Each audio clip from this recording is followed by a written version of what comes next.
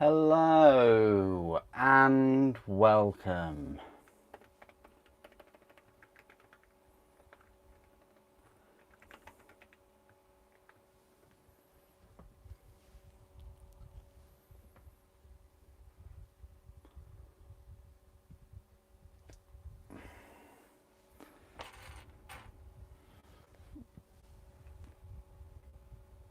How are you this evening? Hope you're well. I thought I'd take this opportunity to just start building the Leviathan box set. So we're just going to straight away crack on with it.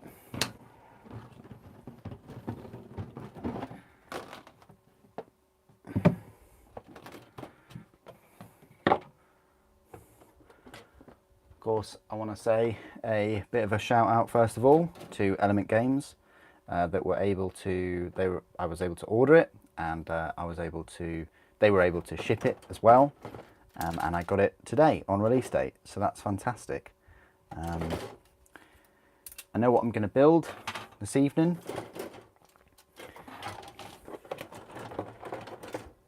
So I'm just trying to find what I'm going to build. Hope you enjoyed the unboxing that I've kind of just put up.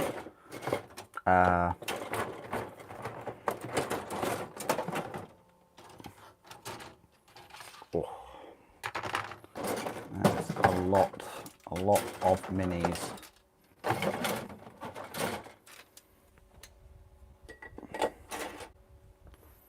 Okay.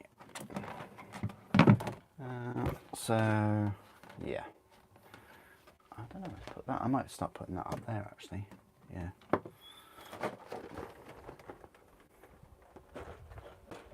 Hope you're well. Hope you had a lovely day in the sunshine. It's going to be a really hot one tomorrow. Here at least. Yeah, what we'll do is we're going to start by putting this up here, I think.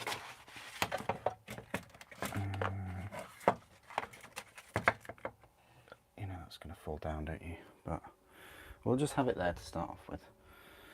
And we'll keep that as it is. We'll also need the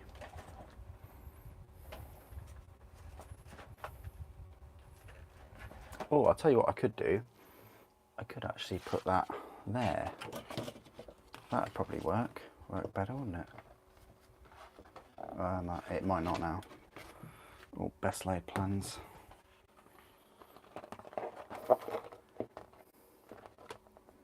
There you go. Oh, that looks so cool.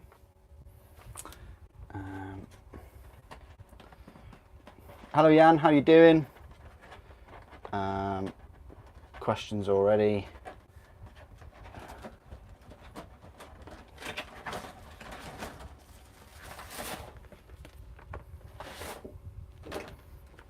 Right, this is what we need. This big boy. Right.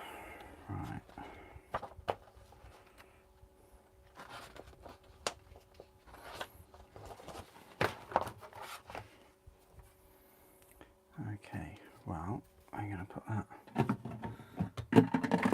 Oh, we're going to need a base as well, aren't we? Right, so we are building the Terminator Captain first. Not because he's the first one in the instruction guide, because there's going to be a few that I'll miss.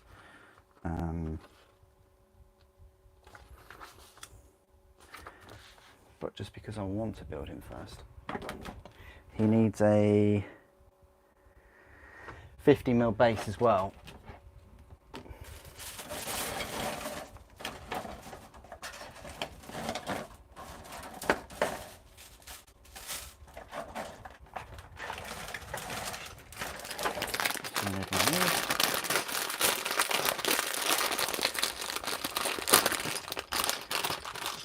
I think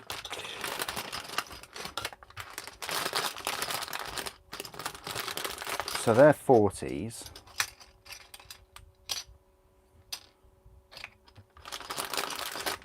There's a 50. So I'm guessing that the prime is on the other 50. Just want to double check. Yeah, the prime's on the other 50. Okay.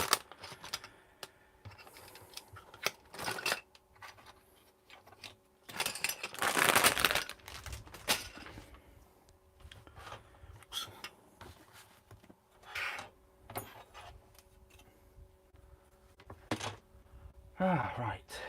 It's very hot today here, so we'll see how long I can last. If it gets too hot for me, or if I get too grumpy, that's it. I'm going. Going to a cool room somewhere, if there is such a thing. Okay. 13 and 12. So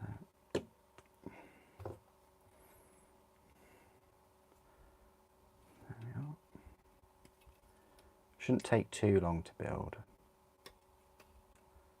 They are easy to build. 12, 13.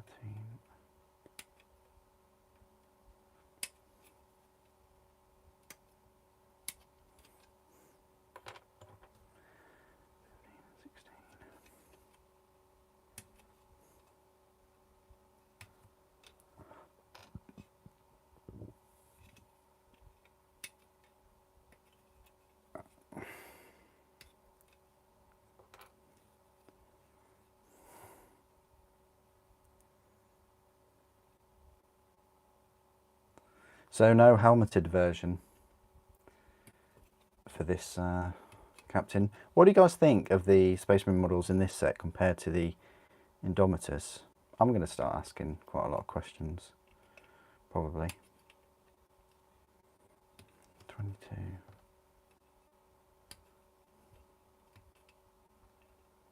So that's 21. Okay. Oh, this base is really awesome though. I do like this base. He has a bigger detailed base than Angron probably. Or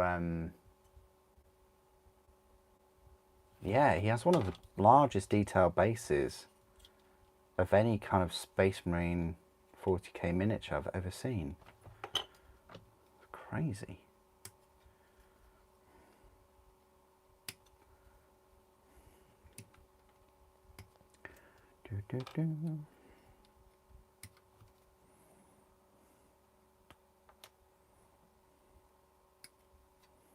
Right, one down. Doosh.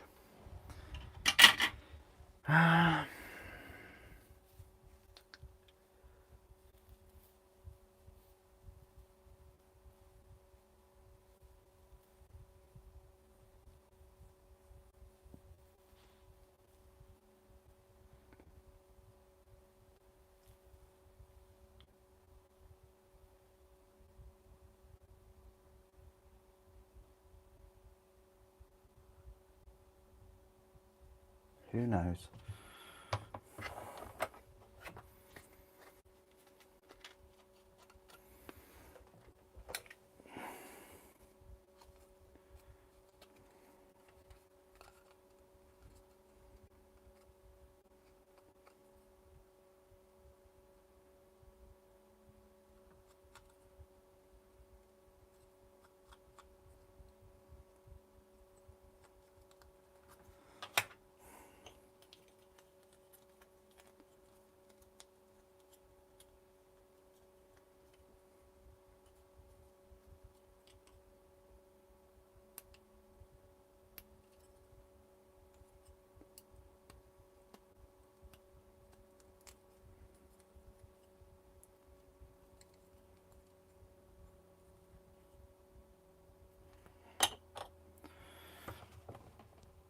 I'm trying to get a bit more comfy.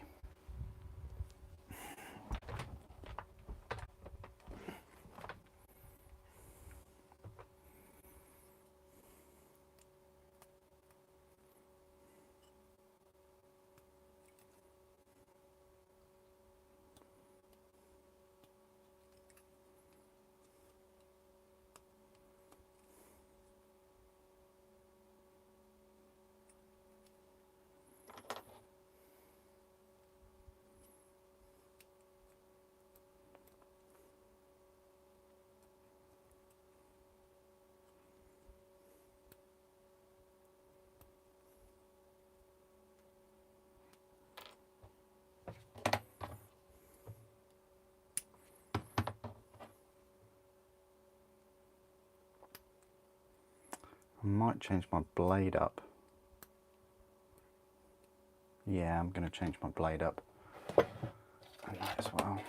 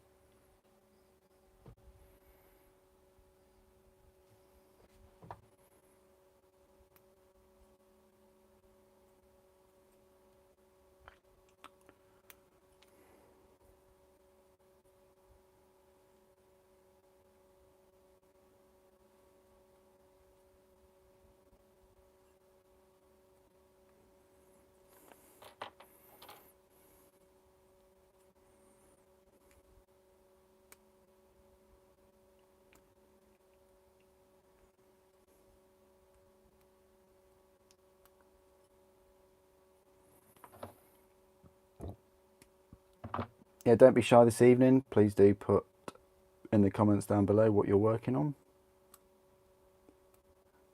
Maybe you're working on this, maybe you're looking forward to working on it.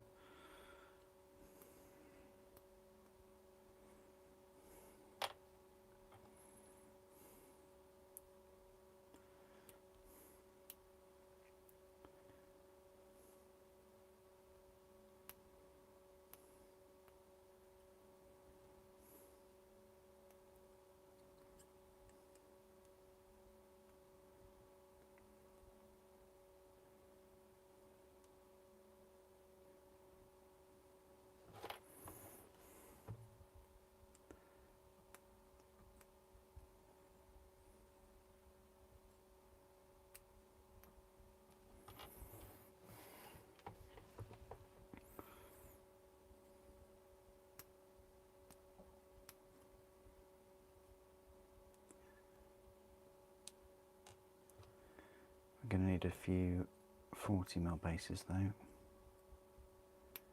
and also going to need that drill.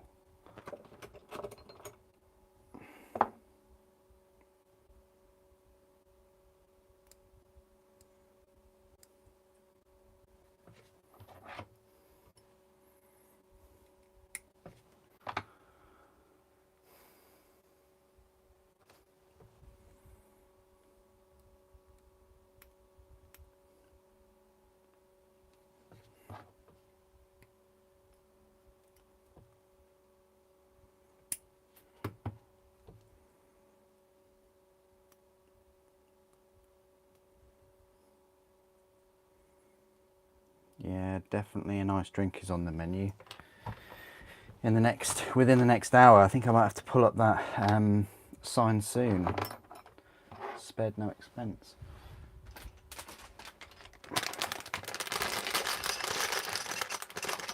Oh dear, Brandon, that was terrible. Can you turn to another page in your joke book?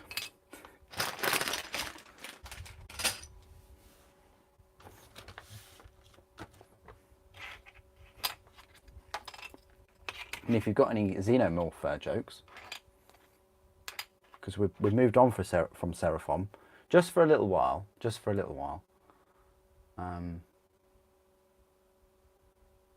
Although I really am enjoying the models.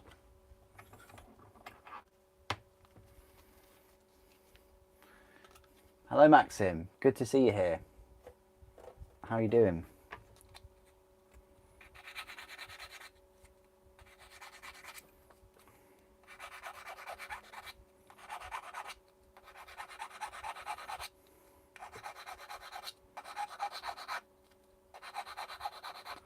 I thought I'd come on live stream earlier than I normally do.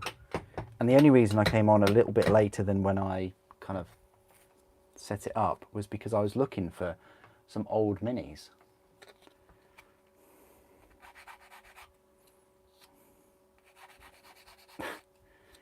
And the Dimacheron, you'll never guess where the Dimacheron was. No, it wasn't in the attic. It was at the bottom of one of my opportunity mountains. Like right down at the bottom. I don't even know why it's in that like column. Because it's built.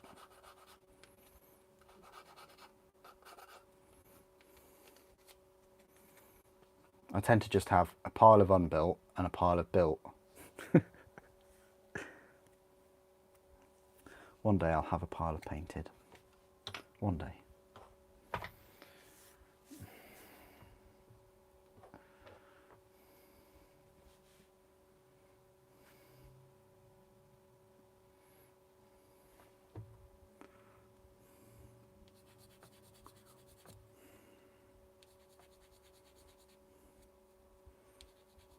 No, nothing beats the blind dinosaur. Do you think he saw us? Nothing beats that, okay?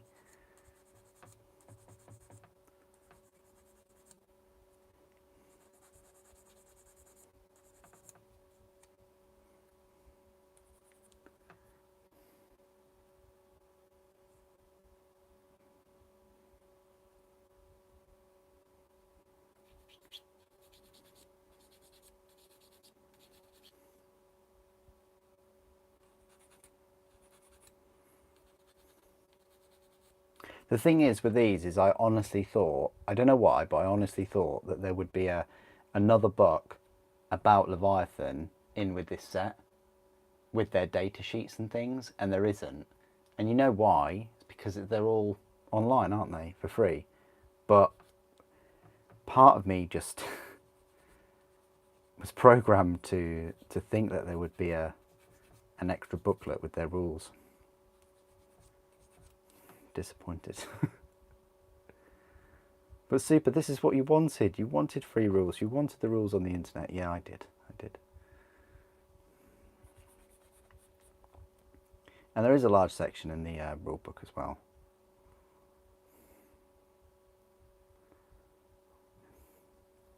Which I've now coined the Combat Patrol book.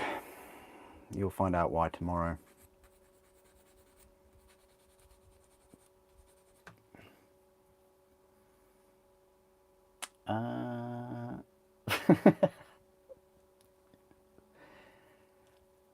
It was in the box with the is it the Harpy, the flying one? It was in there with that and a winged Hive Tyrant. So kind of, and maybe even the, oh, I forget the names. Is it a Malanthrope? No, that's the psychic thing. Or poison thing. The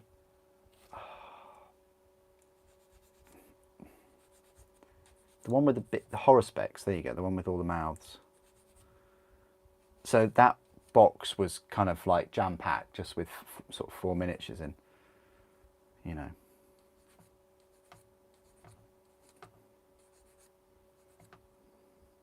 You almost had to wear like thick gloves to pull the models out. They were so sharp, so spiky. Go and get the oven gloves.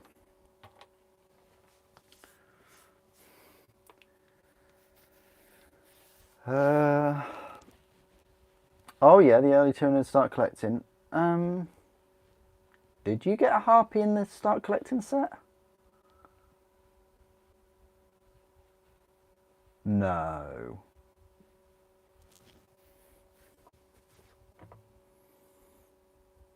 Harpies are well expensive.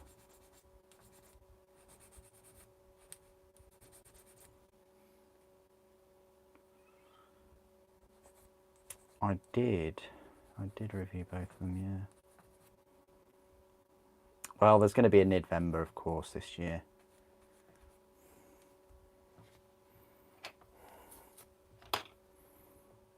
It might just revolve me painting Tyranids, but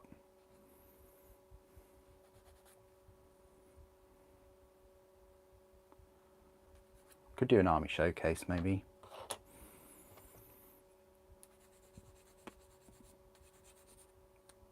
I mean, I think my Tyranid force will increase a little bit after this full release, but not hugely, not as much as Necron's sort of just exploded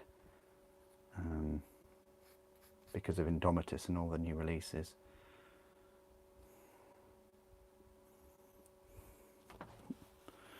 Again, like, Tyranids aren't my main force, they're not my main army, so anything you'll see on the channel is to show you guys. I haven't got a goal of buying like 100 Termagants or anything like that. Like, I haven't got a plan in my head of how many units and what units. Just I'll get what I think is alright for the channel, really.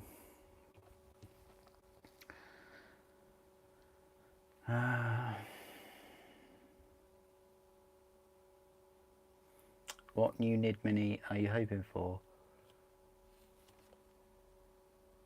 The big Titan or Knight-sized one.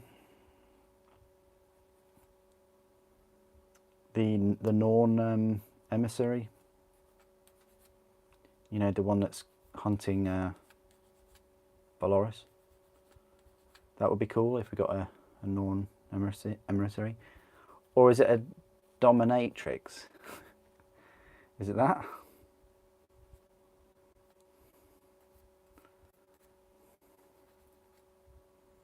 If Forge World just go full Leviathan and just not only release the Primaris Flyer, they also release the Tyranid huge Titan artillery thing.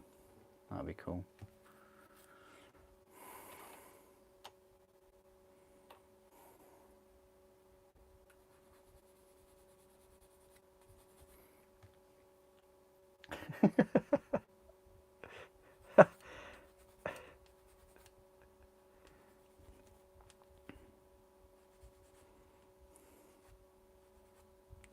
Whenever I think of anything like that, I think of that guy on that series that walked around in that big black inflatable suit and he could barely move and he squeaked all the time.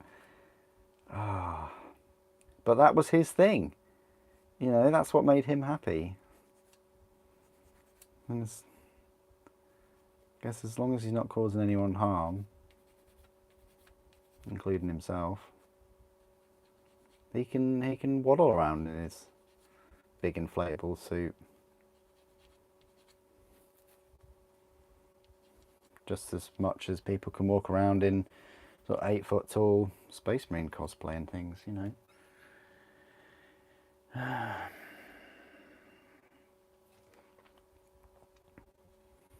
Oh yeah, Games Workshop's very PG, aren't they?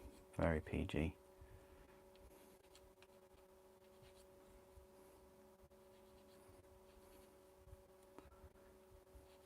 It's only because they do it to get the most amount of hobby mileage from you. Essentially, they get you young, and then like you probably hopefully get a job, and then you'll have more disposable income and things like that, and then you'll keep in the hobby for as long as you possibly can.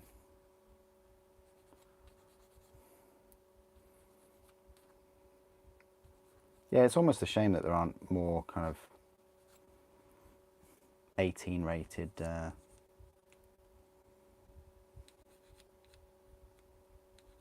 things that they do. Definitely some of the novels are pretty dark.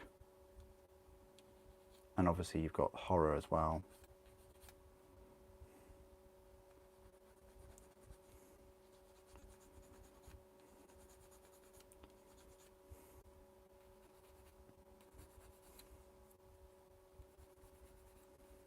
I mean, look at Final Fantasy, like the game I was playing today. The first ever 18 Final Fantasy, and they swear all the time.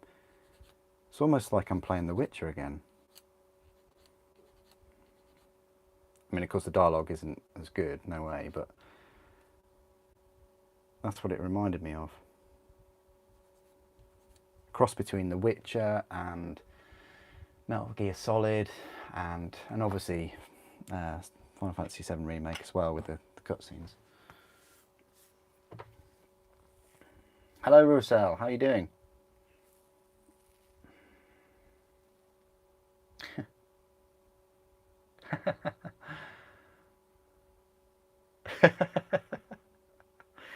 I don't know, possibly, Ryan, possibly.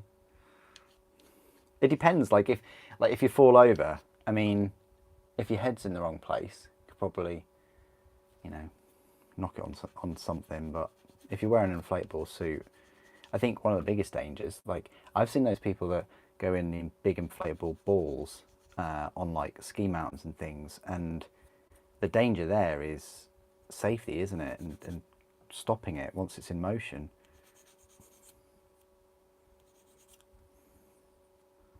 So it would kind of be like stopping the fella in his inflatable suit once he picks up motion. Whether it'd go in, you know, and roll into the pathway of a car or something.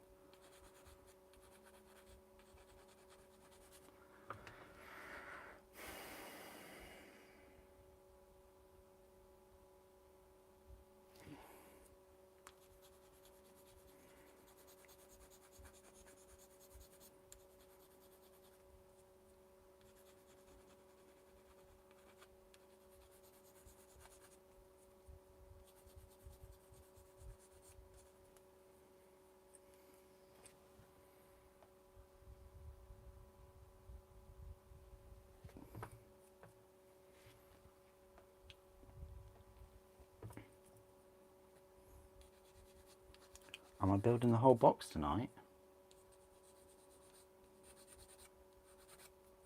No. Why would I be building the whole box tonight?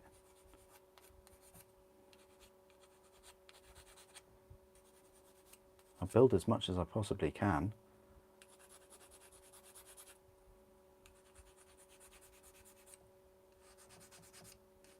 Got absolutely no rush, really, other than reviews. I mean, I'd like to get reviews out for everyone, quick as I can. But I also want to enjoy it.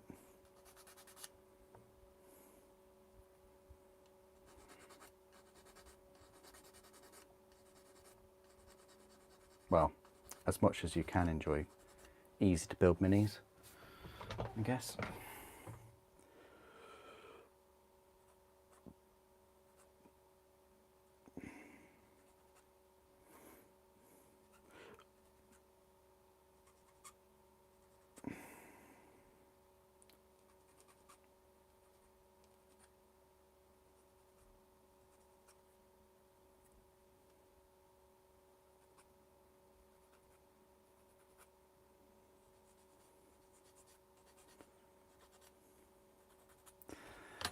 These mould lines right here in this Iron Halo or whatever he's got, I assume it's an Iron Halo. They are a nightmare.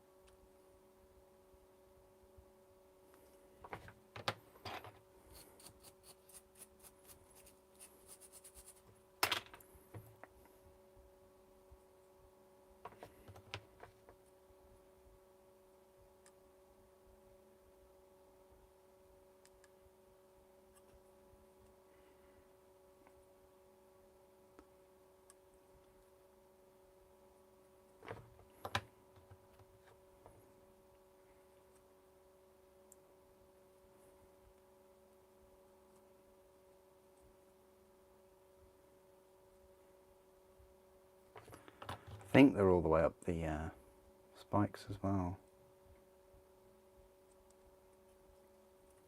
Yeah,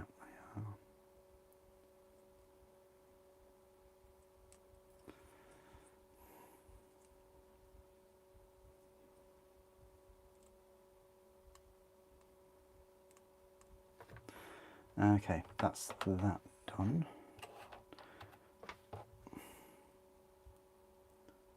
Yeah. Again, with these easy build kits, I'd always recommend you snip a few of the pegs off, just a little bit.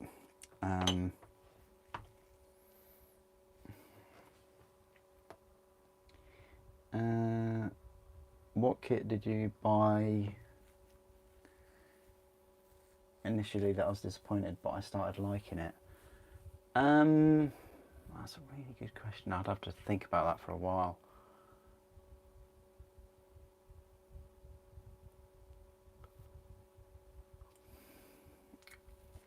Like, what kit actually grew on me?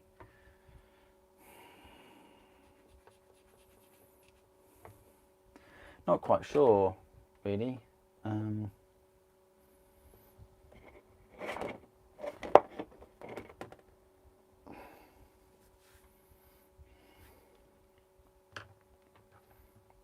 knew that would be moving down and things, and wrong way up.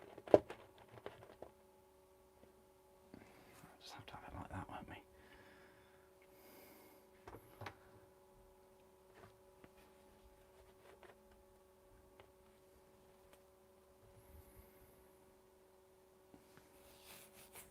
That's a good question, Revan. I don't know.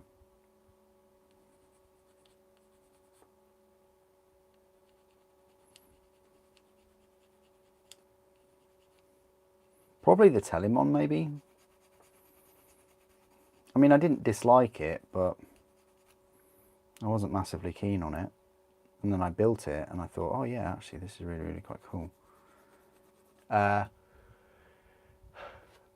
Maybe the Armigers. Maybe a couple of the Primarchs. GW stuff though, I'm not quite sure. There's been a few minis and sets that I've not really liked and then continued to not like them.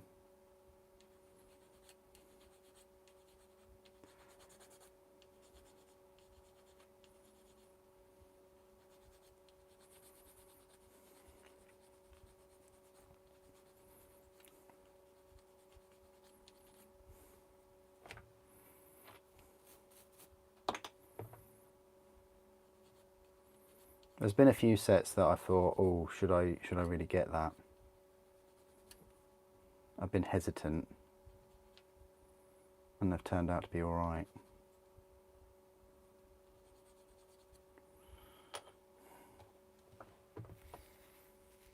The Asterius Knight. The Asterius Knight is actually a good one. Yeah, that's really good answer. Thank you.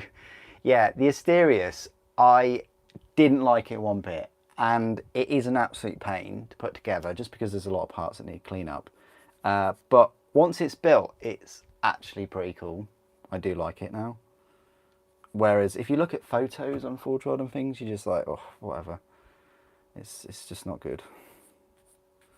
And then you get the box, and it's got like an inch of soot on it, and because it's been sat in the warehouse since before it was actually released, I might add, which doesn't fill you with confidence about opening the box or touching the box, let alone building it. And then, yeah, turned out quite cool. And I don't think it'd be too bad to paint, really. Spray it silver, right?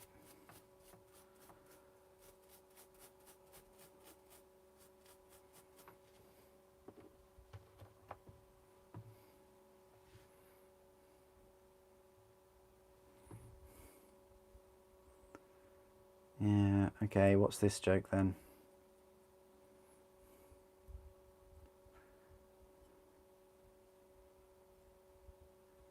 My thoughts on the new box set. Hey Funky Chicken.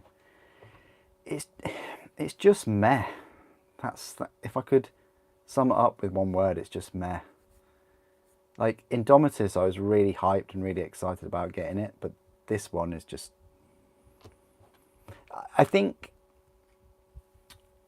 yeah, if you really like the Space Marines in it and you've got a mate that really likes the Tyranids, then split the box. Or if you've only got a Space Marine army, again, I'm sure there'll be people selling the Space Marine side of it on the internet, but be careful because it is out of stock and I don't want anyone to pay more than they have to. All right, you know, don't have this FOMO. Don't be swayed by FOMO. All the models in the set are all easy to build, so no customization, no options. Indomitus I was more pumped about, and I thought I'd be more pumped with this because it's Tyranids and Space Marines, but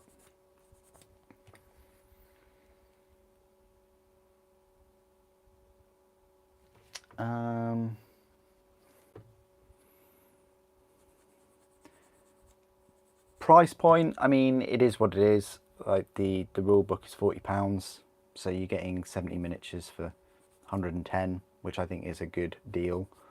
Let's face it, this Terminator Captain will be like a minimum of £27.50. The Terminators would, I think the Terminator is going to be £40 easy. So that's almost the rest of the set, isn't it, really?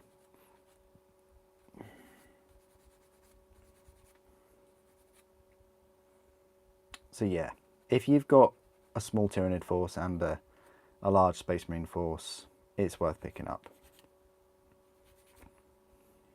Yeah, I think there will be a second run of this set.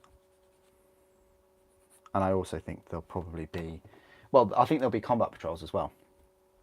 Because I haven't shown you the rulebook on my channel at least, but in the rulebook it shows all the combat patrols, and there is one for like part of this Space Marine force and part of this Tyranid force.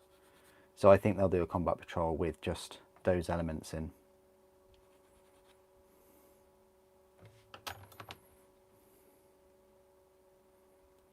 I mean, they're in the rulebook, so they'll be a staple for 10th. And as I said in my rulebook first look, they dedicate over 130 pages to combat patrols. 130 pages. It's crazy. That's the largest section of the whole book. They're really pushing it. They really want to you to pick up a £95 combat patrol and use it against somebody else's.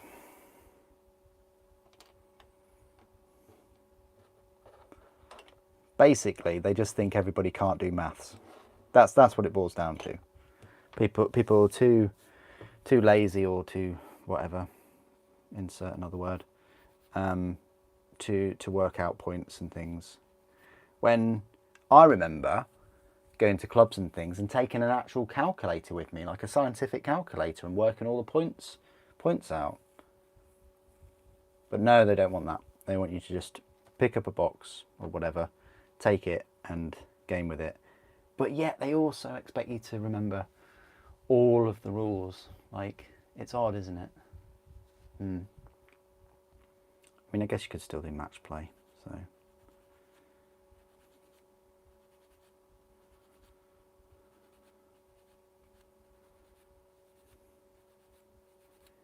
Yeah, and they've got 3 different points sets, 3 different army sizes. You got your 1,000 points, your 2,000, and your 3,000.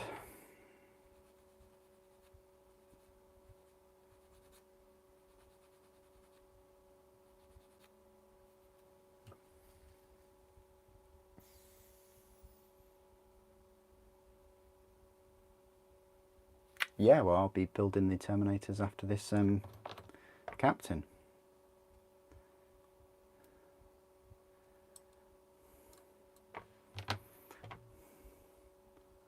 The build playlist this evening is all down to Maxim.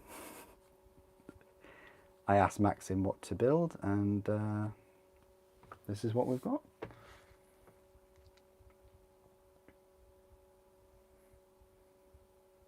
They will be expensive, yeah.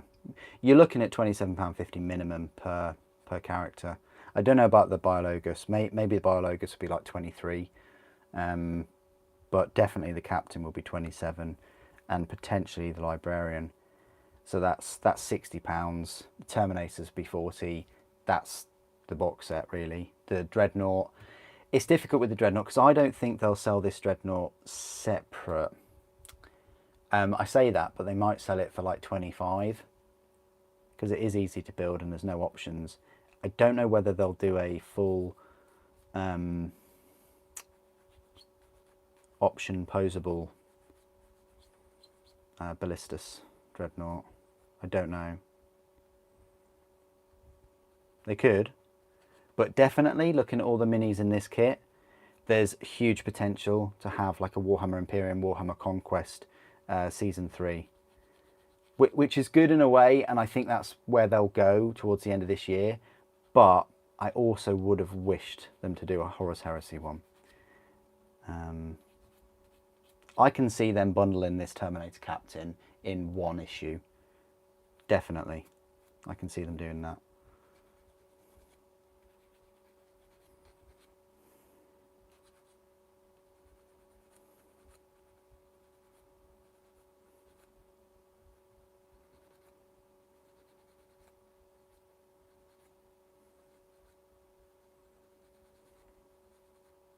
What would they call it though? We've had Conquest, we've had Imperium. Leviathan? I don't know.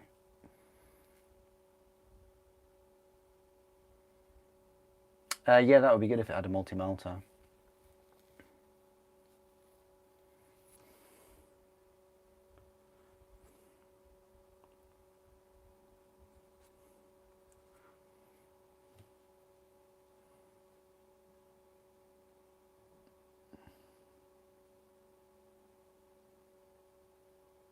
Yeah, of course it is Revan, because it's in the book.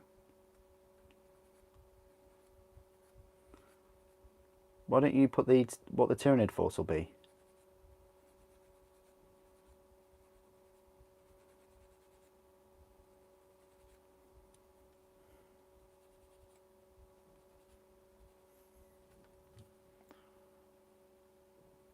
Oh, I don't know.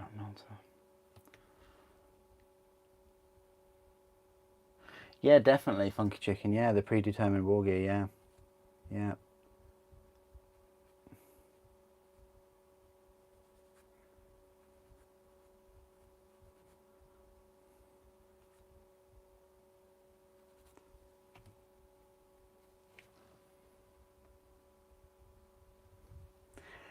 Yeah, the Death Leaper model, thanks for that question, AWA. That's a good question, yeah. I said in the Discord, I'm not a massive fan of it because of the skirt and how it's got its talon up, like it's kind of, not waving, but I don't know, like, is it much to ask for a Death Leaper leaping? Like, am I asking too much? Are my expectations too high? I don't know.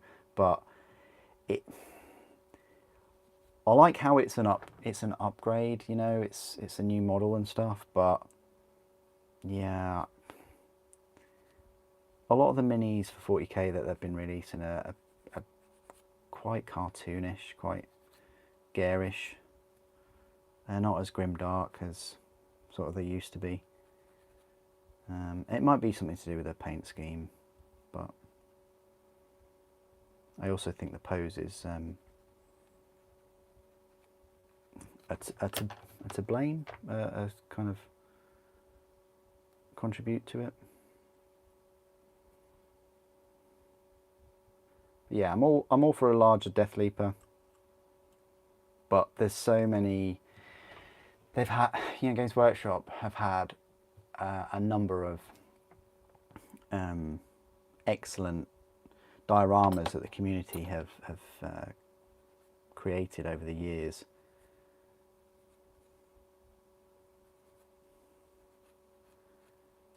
Could they not have done the Death Leaper like perched over quite a large rock or something, or a building, or I don't know, about to leap? I mean,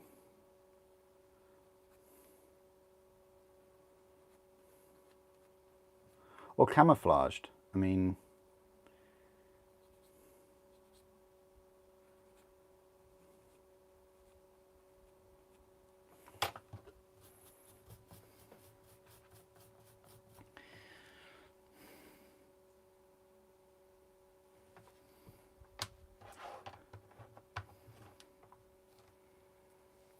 the Tyranid side of the mag will have cults too. Oh, I hope so. That would be cool. Yeah, like a full Tyranid. I hope that's it though. I'm not a big fan of this having like 4 or 5 different armies in a whole subscription. I'd rather we just have 2 forces.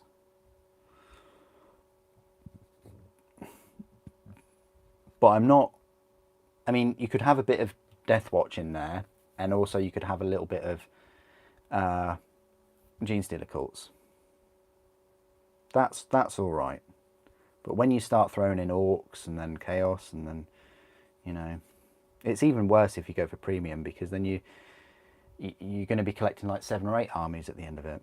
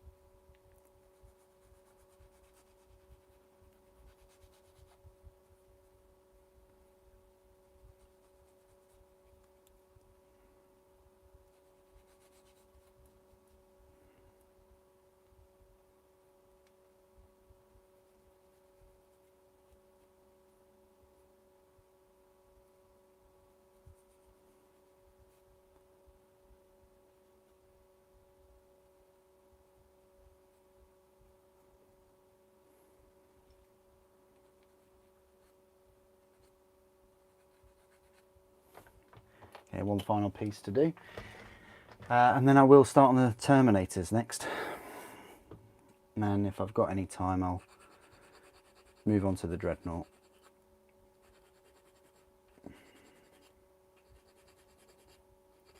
As always, the thing that takes the longest is getting rid of the mould lines, which I always encourage everyone to do.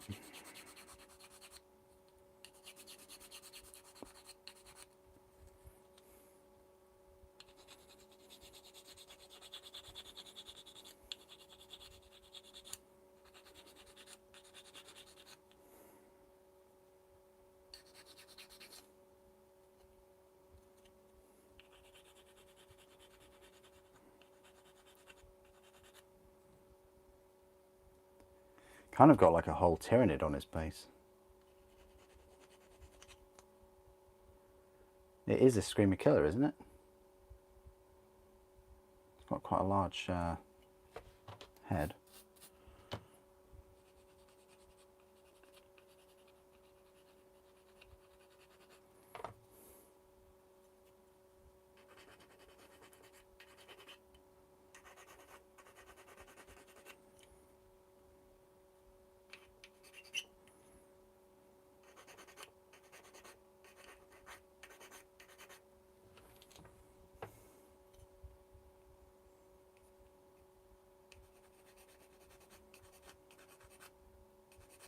Fantastic. Right, that's him done.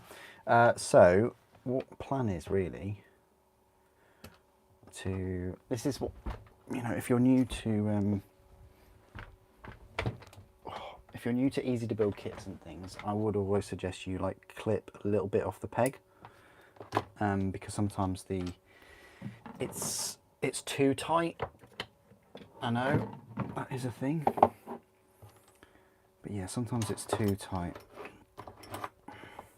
And also when it's too tight, it means that the other piece doesn't quite join, and then you're left with a gap, and you don't want a gap.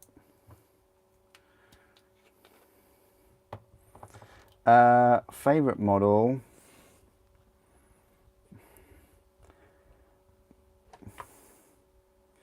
Yeah, for me it's probably a cross between the Neuro Tyrant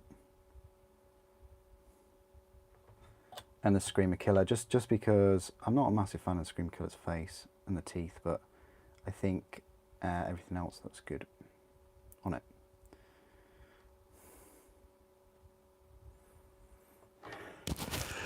Oh, apologies.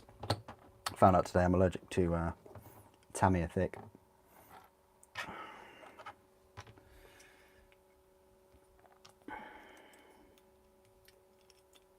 Thank you, Papa bless.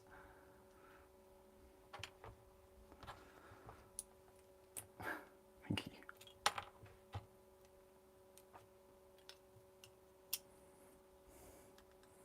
Yeah, I've heard that today, that people that have pre-ordered the Leviathan through Games Workshop of all people,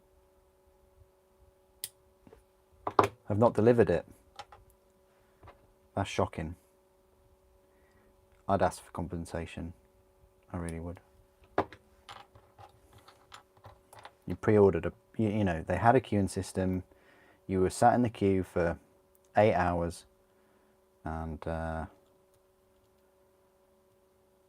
you ordered it when it was in stock, and now they're just taking the mickey. They're not delivering, literally. Yeah, no, it's not good news that they've done that. I feel pretty bad. I hope people get theirs soon. You know.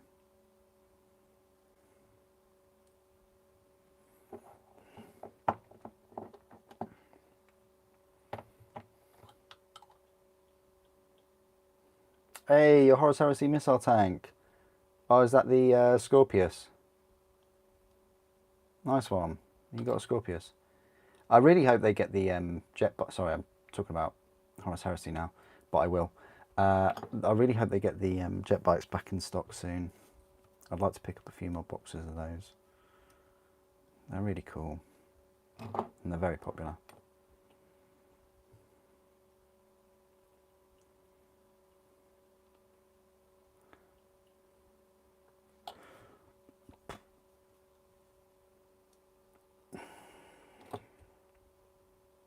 I'm having a little bit of a moment because it's a new model for me. I'm not very familiar.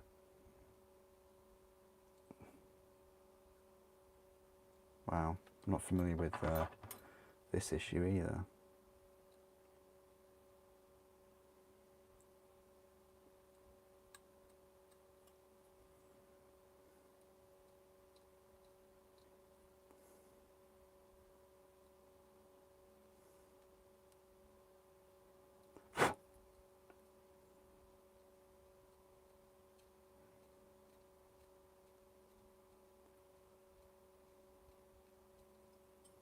We're going to have to take that out and just clean that up because I'm not happy with that whatsoever.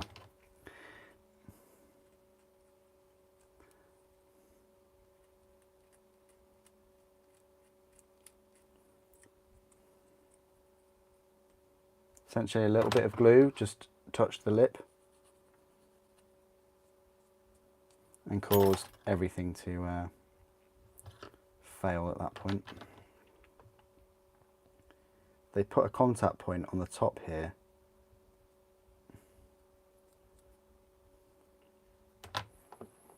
which has the potential of touching the top of the armour.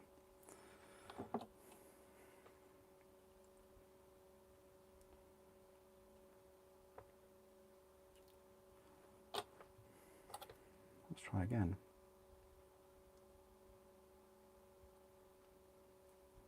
Yeah, that's better. Oh, we got arms. We got arms before we put his legs on.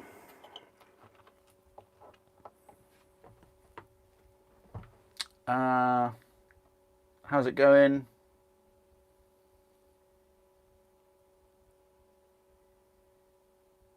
Nice one. You're not going to be studying much if you... Oh, if you got it for a week. I mean, yeah, if you got 2 to do a week, that's all right. Yes, study though, my friend. Yeah, put your study first. The box set can wait, unless you're playing in a tournament, which is what I always say. Like, it's, you know, 1 box, 2 box, 10 box, whatever. They're going to be there for you afterwards. I've been in that situation before, where I've had games to play or Warhammer to build or whatever, and I've had deadlines and exams and things, and yeah, always put them first, my friend.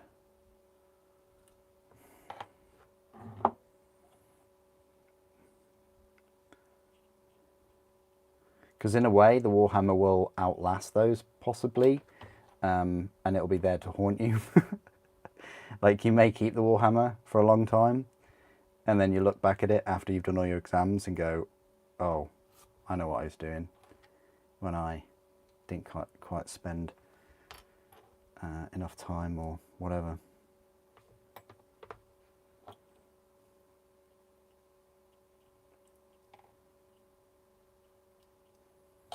But yeah, they'll be there when you get back.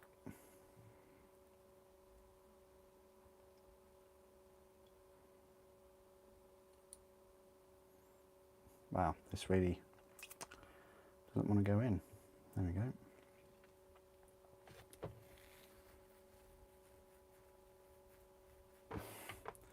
Less future sales for them. Maxim, I know how many gladiator tanks you have, my friend. Let's be real here, okay? You have more greater demons than me. You have all the demon Primarchs. And you even had that strange Primaris box set with the close combat Redemptor Dreadnought. I don't even have that set. No, I am looking forward to Space Marine 2 though, with the co-op and things. I can see myself playing that a fair bit. I just hope it's got some kind of like level or experience system, because otherwise it will get experience unlock system, something like that.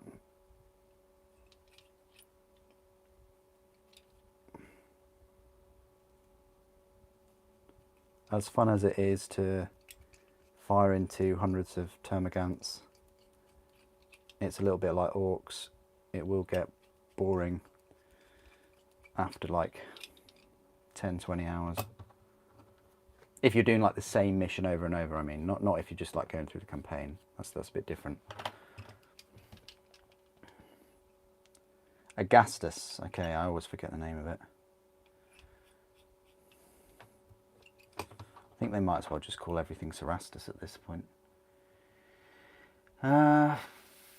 What did I think of the Cities of Sigmar Ogre Mercenary? I think it looked good. You know, the Cities of Sigmar stuff is looking fantastic. There's a huge amount of detail. I'll give them that. There's a lot of detail and it looks fantastic. I'm a bit wary about the price. I think a model like that, will it be past £30? That's the thing. That's what it rests on, doesn't it? How much these new minis will be. Same for Old World as well, you know.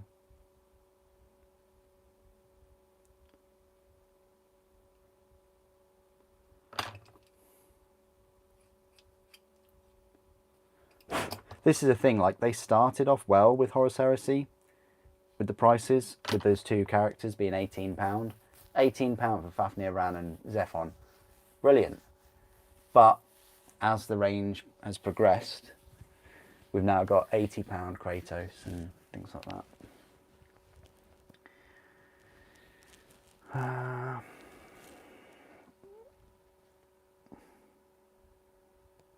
I am. Apologies.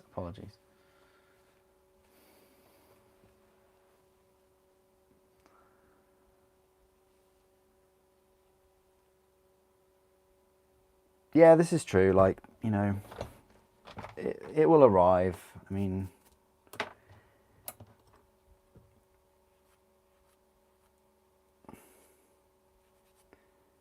it's funny because if this had arrived next week, I wouldn't have been too fussed. I'm glad that it arrived today. I was kind of clenching for a while because it didn't arrive at the usual time. Royal Mail are just awful at the moment for kind of consistency and when they're going to deliver things. But yeah, like the Seraphon new releases, I received them at like 6:15 in the evening, which is really bizarre compared to my usual time that I get things.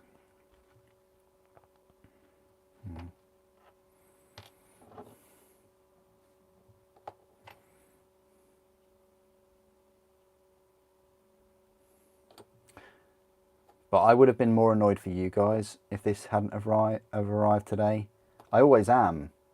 You know, I pick up most of these things for the channel, so I would be a bit annoyed if this didn't arrive today, because then I wouldn't be able to be here with you all and, you know, show you the set and things. You know. But for me personally, like if the set was like for me, just myself, I wouldn't have been too fussed if it had turned up last week, if I didn't have the channel and things, because I wouldn't be as perturbed as like the Indomitus set. That would have annoyed me more than this set being late. Mainly because I really liked nearly all of the Necron minis in that set. Space Marines, there were a couple, but it was all about the Necrons for that set. This set, there's a couple of Tyranid models I like, but not most of them. Not as many as the Necrons.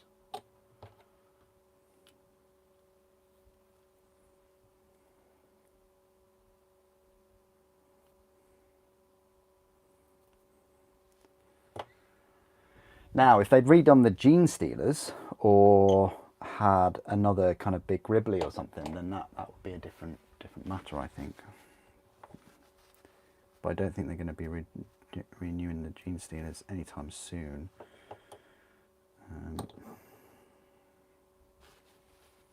Considering I've still got the old picture. How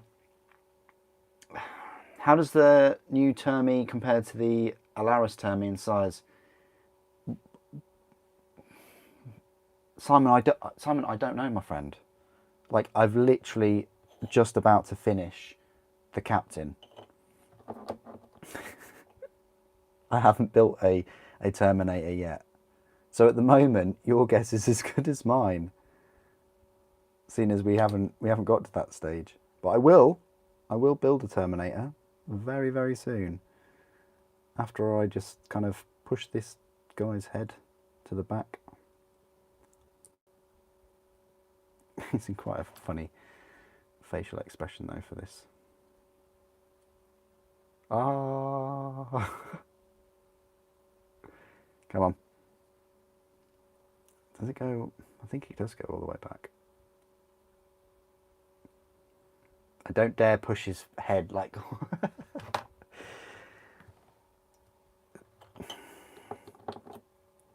I don't know where my custards are.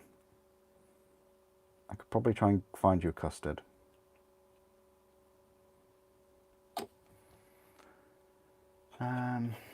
Why'd you put your question twice as well? It's really weird. What we'll do is we'll clip this. Clip that off a little bit and that off. They seem to be similar size to the Death Guard Terminators. Cool. Well, Death Guard in general are always a little bit bigger. Not because they're new or anything, it's just because they're kind of bloated. You know, you'd expect them to be.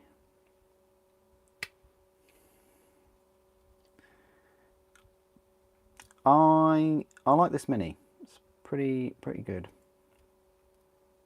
It went on that scenic base quite well. Took to that.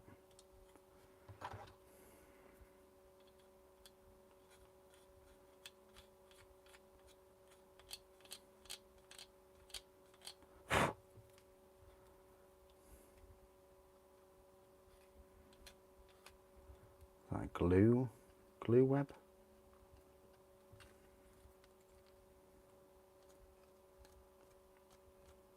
Don't know what glue web is doing here, but be gone.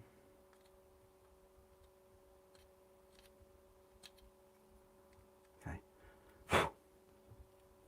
Right, we can put him on his actual base, which I think we did clean up. So 50mm base, this has to be like one of the largest Terminators. So it'll go on like that again.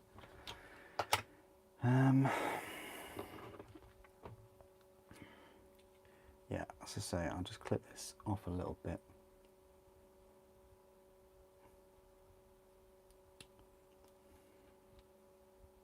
There we go. Right, so we will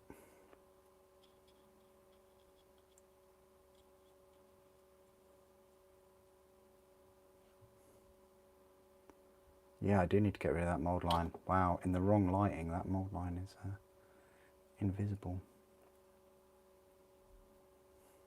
I need some more Tamiya thick, definitely. Okay, this seemed to go on quite well just then, so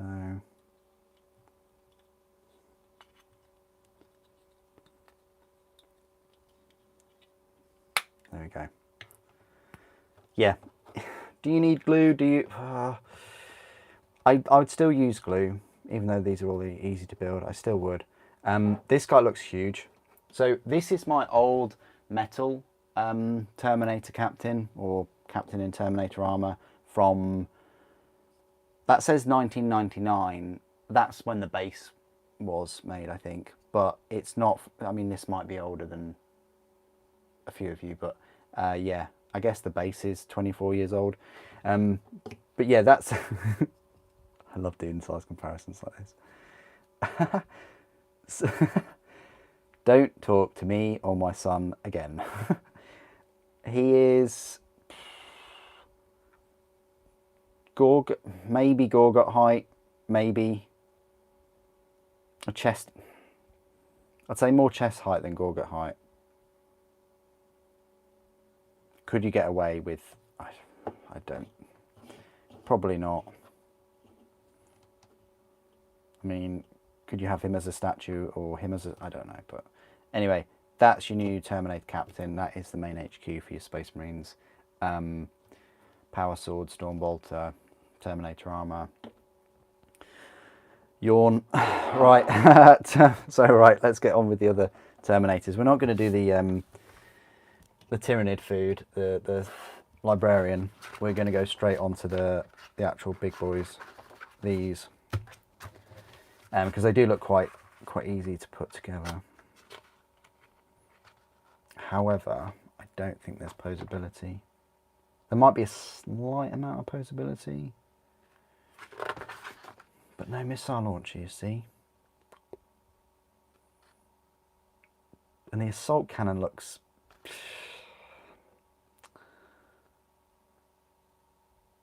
I don't know about that assault cannon. The jury's still out on that.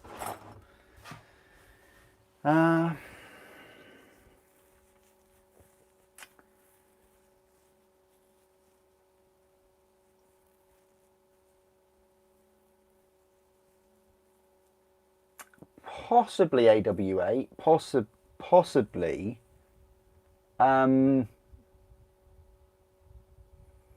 It's odd because Magnus is the tallest Primarch, then Vulcan, but Mortarion is pretty tall as well, but he's not as tall as Vulcan. Anyway, like we're talking about, you know, Space Marines in their thousands, hundreds of thousands, and lots of different gene things going on. I'm sure there's loads of discrepancies and things. I mean, there's quite a lot of discrepancies with humans, isn't there? Let alone kind of lab-grown Space Marines. Right, we've got the Terminators.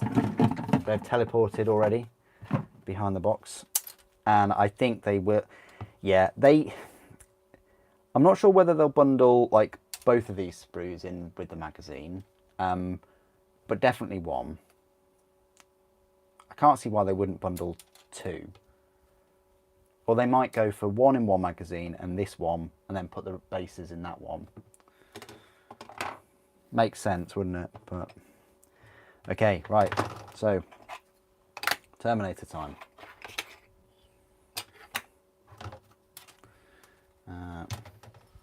I've been live. Yeah, okay. So I've got another kind of 20 minutes, and then I'll go grab a drink. Right. So D2. Well, there's a 4.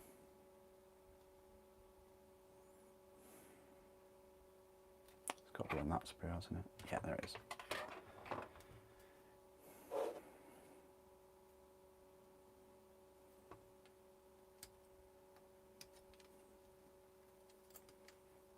Am I doing the Dready? I'll try. My goal tonight was to do the Captain and the Terminators. The Dreadnought is way quicker than these Terminators. It's got way fewer parts. But these Terminators I don't foresee taking too long either. The longest time will probably be just the clean up and the drilling of the holes.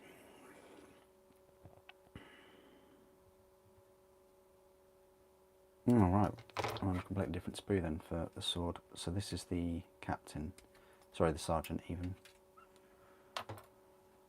D5 and 6.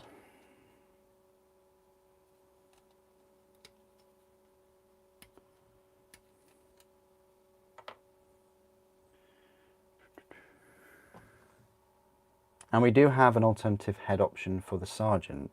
Cool. So you can give him a helmeted head, in case you were wondering.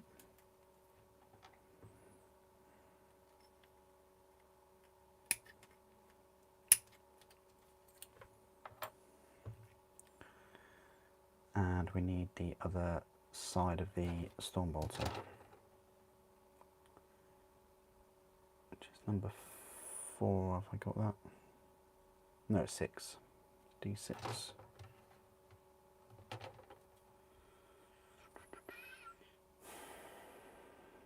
There it is. Okay. We're kind of going to blitz these a little bit. I remember when these Terminators came out back in 2004. I was working for Games Workshop and they came out and they were absolutely fantastic back then. Multi-part, multi-pose, loads of options. I thought they were really, really cool.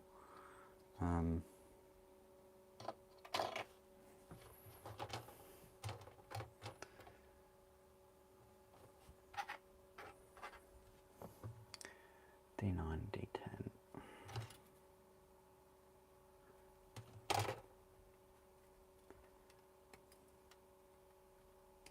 Yeah, a lot of these are in halves.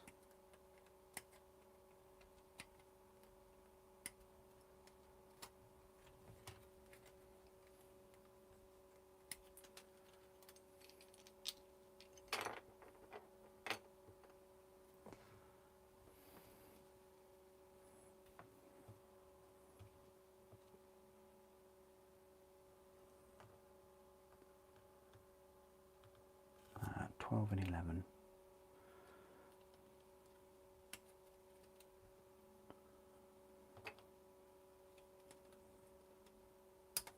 Oh yeah, the Dreadnought would be quite quick to put together. Definitely.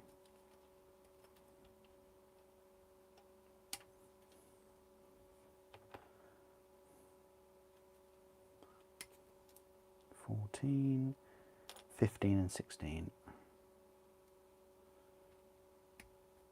Just wanted to have a really good crack at these Terminators though. 15 and 16.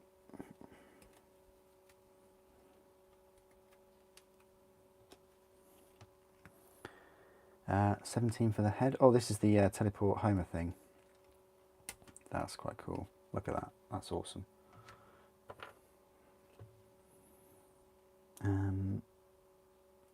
Even got a little bit of a scenic base thing. It's just a skull, but could potentially have that. And the head.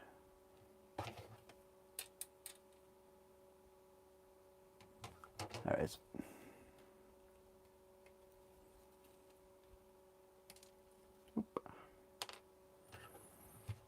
Yeah, the Terminator, the Dreadnought is just this. It is what, 3, 5, 6, 8, like 20 pieces or so. I might do that. We'll see. Let's clip all these first.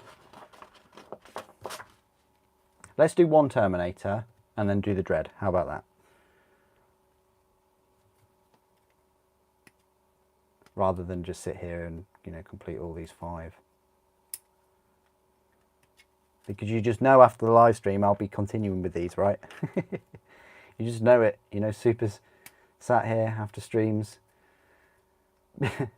building minis, spending days building a Cerberus tank.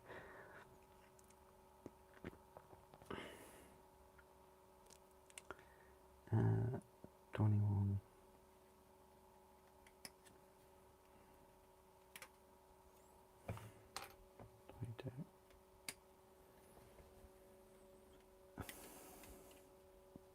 Terminator, definitely, Revan. There's just no contest. Terminator armor is so cool. And we're talking about any form of Terminator armor. Tartarus, not so much, but, you know, you do get some nice mobility.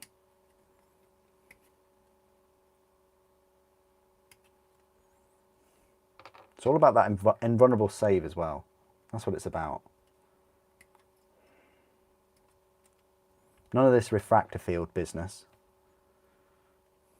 It's about the fist as well. It's all about that fist. Good old power fists.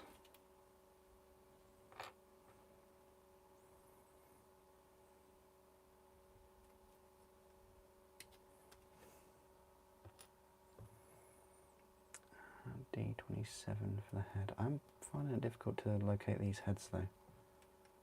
Right, 2 more to go.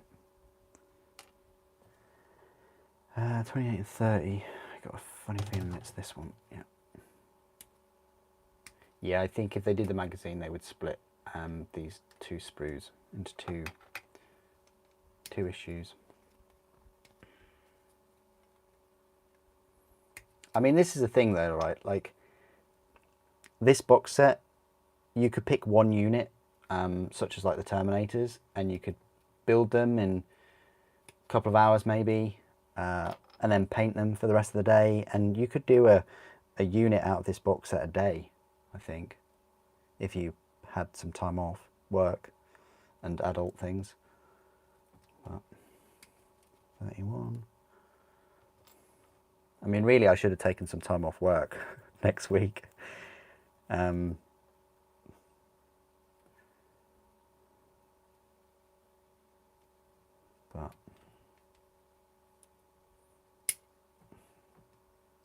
32, 35, 36. So this sprue will almost be done.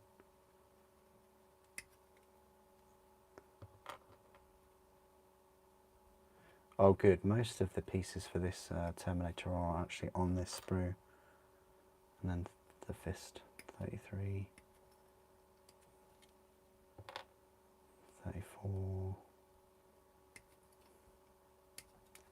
and then it's that 37 for the head. Oh, and a 38, okay.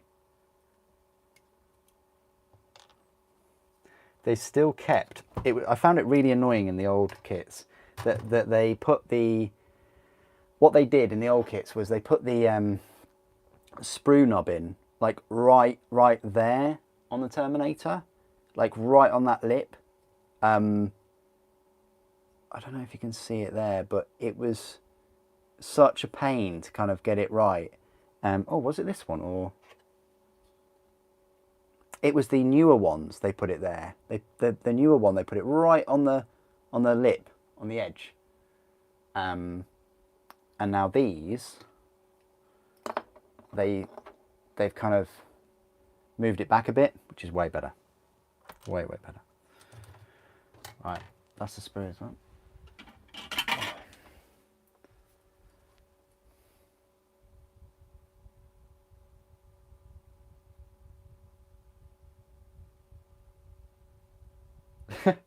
Watching the assembly line, it's crazy. Normally I'm doing it, but Super is doing it when I'm watching on YouTube.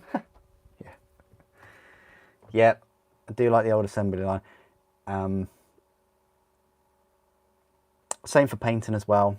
Always get yourself a assembly line for painting. So one colour, go through, next colour, go through. I get to a point though with that where I've almost finished that mini, and I'll just stick to that mini until I'm finished.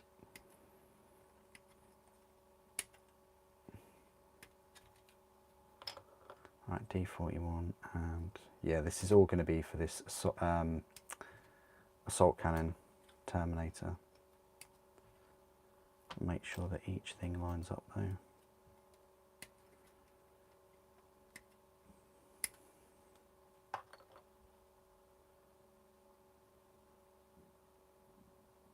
We need 25mm base for the the teleport Homer.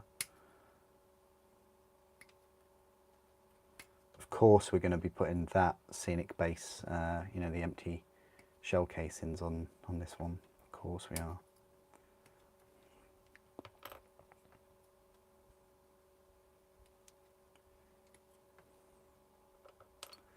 It would have been cool if one of these had optics, like an extra lens over their lens. I'm sure one of them did at one point. Or even a chain fist.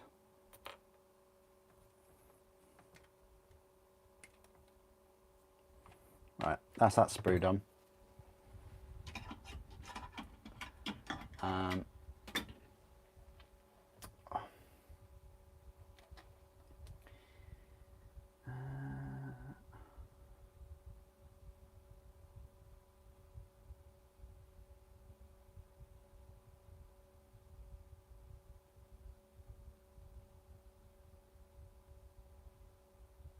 Very true, Sam. Very true. Yeah. I've sort of slowed down with Diablo though, if I'm perfectly honest. Like, it's, yeah, I've watched some videos and things, and it seems to have got to a point where the enemies keep scaling, but your character doesn't. And I think that's really quite a bit of a shame. This has got to be 25mm.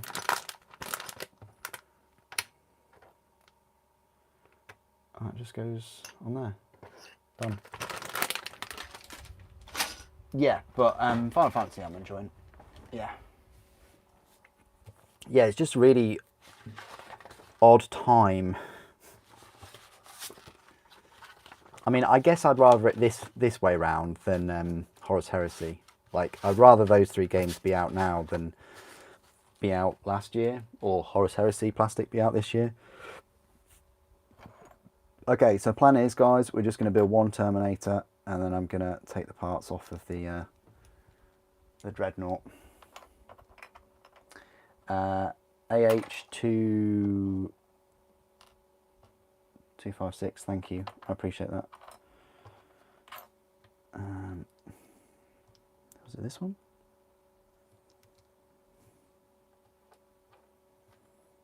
It was.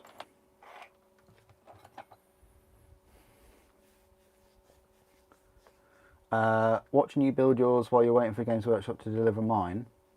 Do they deliver? I don't know. Are you in the States probably? Because in the UK it's like 7 o'clock. I was going to say. Royal Mail probably won't be delivering it at this time.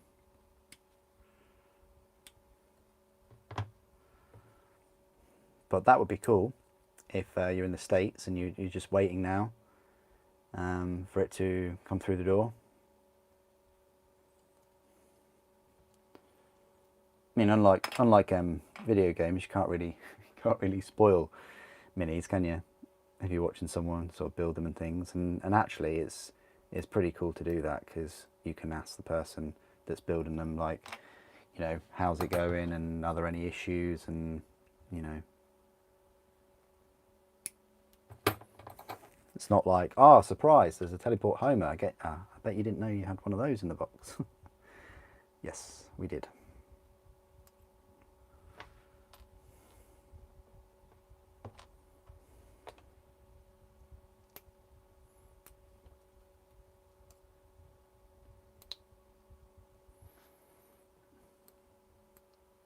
There's so many Tyranids in this set though, so many.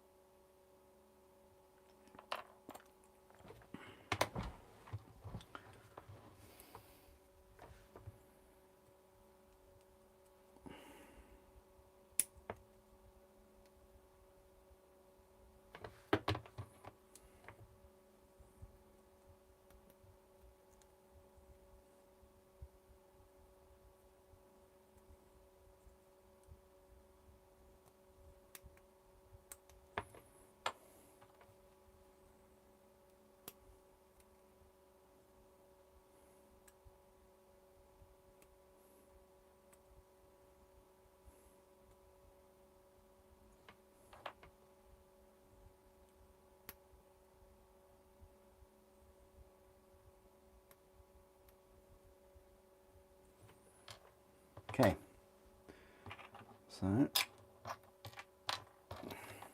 very straightforward these. I mean, in the old models, you'd have, I think that would be separate, but the arm would be separate, the Stormbolts would be separate, the sword would be separate. I think this came in a couple of parts that you had to slot together. So, yeah, that's the spare head. I don't know whether you could use that in anything else. If you cut the rod off there, you could.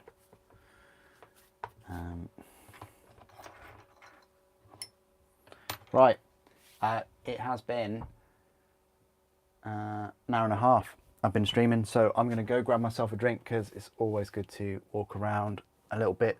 I'll only be like a couple of minutes, if that. Spared no expense. I'll just be a couple of minutes, guys, just getting a drink.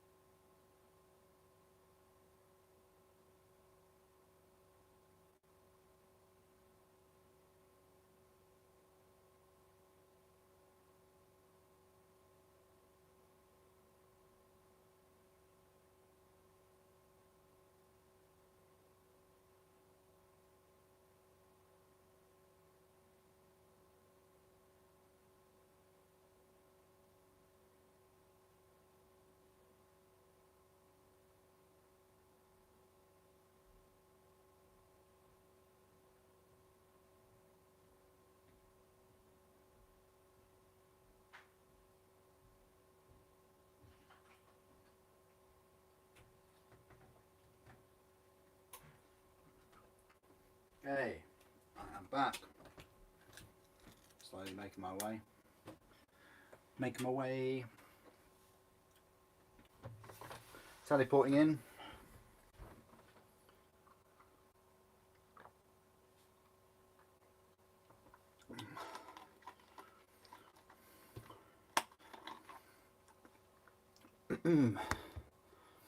Okay, right.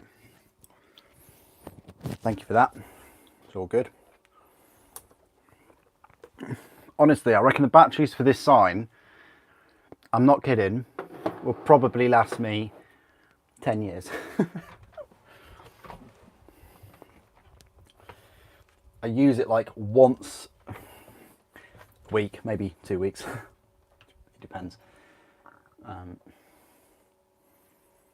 Okay, let's put this Terminator together and build the Dreadnought.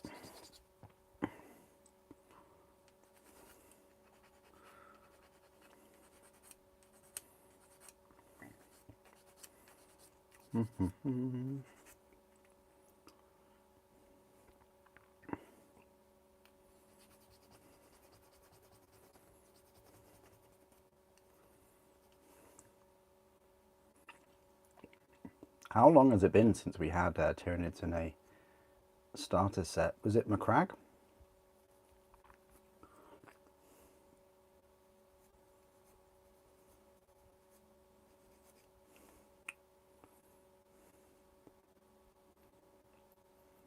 Was that 20 years ago as well? You know.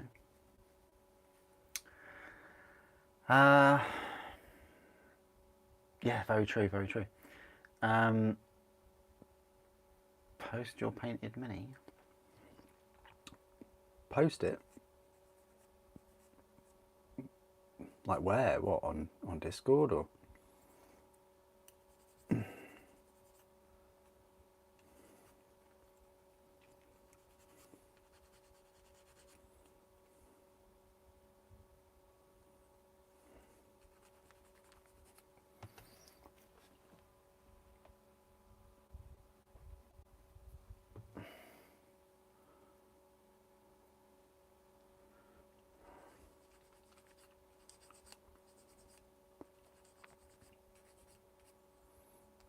Yeah, good point.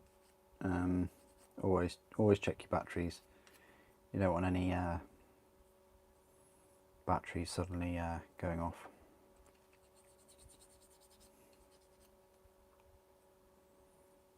I'd say that that's quite low voltage, that sign as well. That'd be a bit upsetting though, if there was a fire.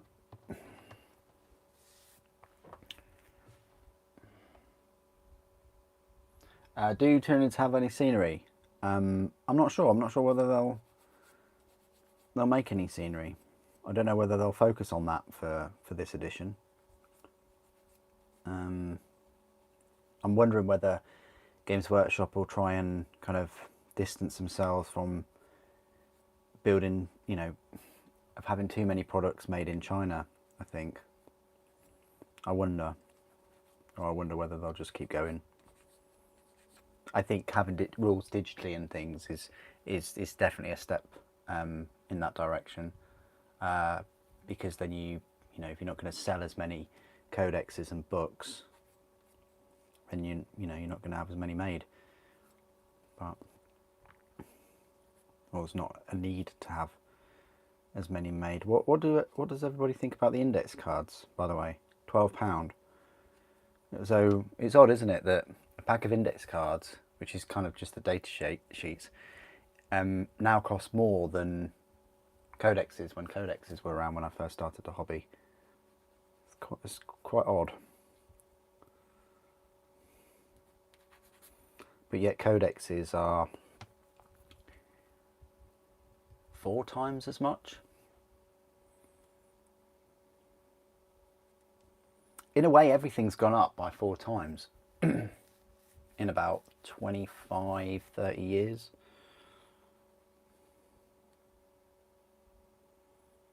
Everything's quadrupled in price.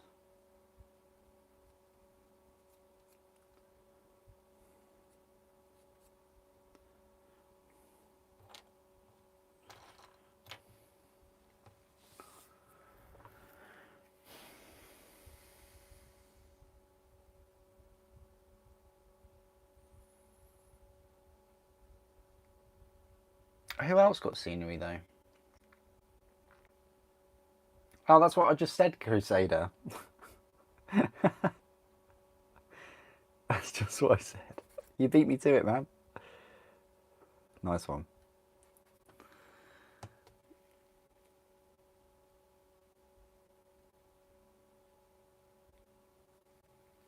Yeah, I think that's what I've heard as well with these index cards. They're kind of stopgaps. That's what I've heard, is that you get the index cards now, and they are just stopgaps until their codexes and you know, updated digital rules get released. That's what I've heard. So.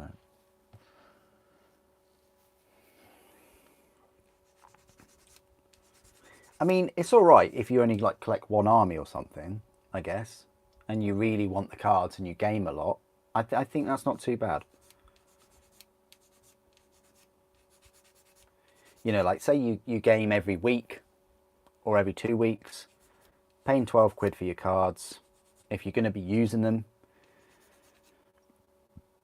not too bad.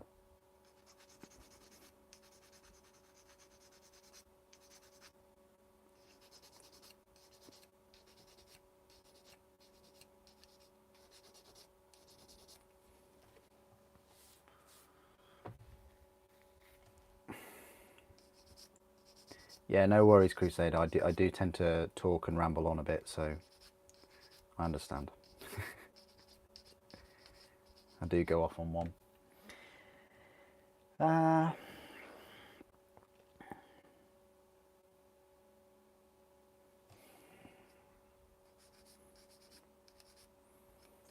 Well, that's fair enough, Brandon. I think if you're moving into the hobby, like now, if you're new to the hobby or new the past couple of years, it must be so daunting. just the sheer amount of kind of units and stuff there is. Back in my day, when there were only Space Marines, Orcs, Imperial Guard, Tyranids, there weren't even Necrons or Tau, and there were Eldar, and there was kind of Sisters, kind of, but they were very, very niche.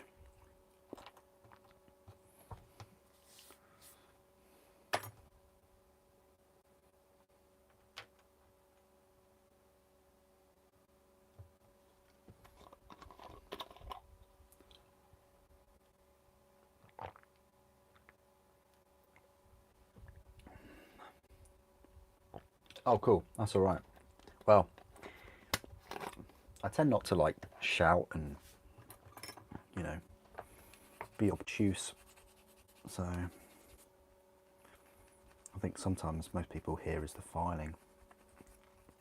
Just a bit concerned this evening if anyone can hear my fan that I've got going on. It's just a little fan, but takes the edge off the humidity. It's going to be really hot tomorrow here in Norfolk. Yeah. Could be one of the hottest days.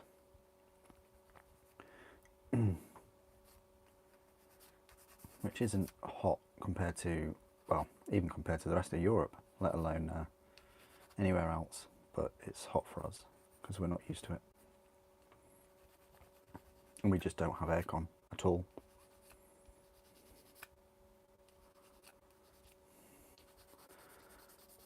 So when we get a heat wave, we die. Well, not everybody.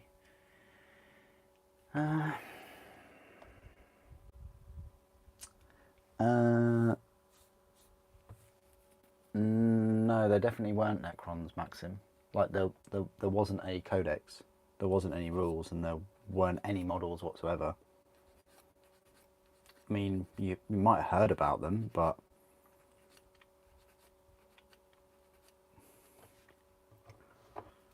I mean, did they have a second edition codex like Eldar? Because if they didn't, and the first edition they got included in was third, then they kind of didn't exist. I would say things don't exist until they kind of get an army book or whatever.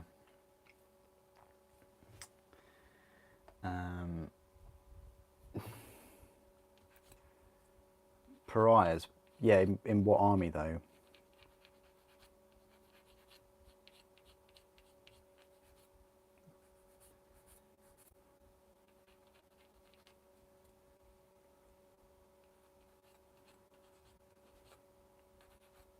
Like I'm talking if they had a codex.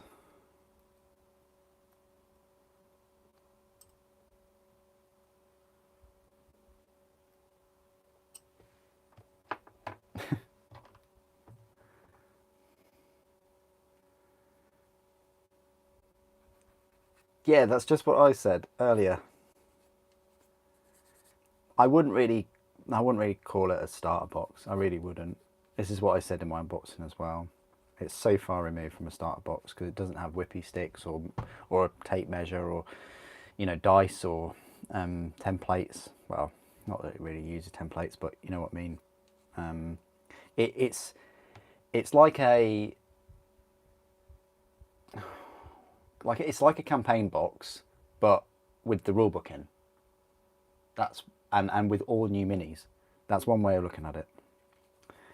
It's like a bigger version of their campaign sets that they sometimes bring out when they need to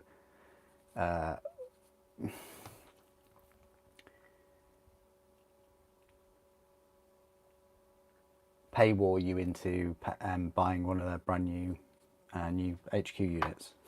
Put it that way.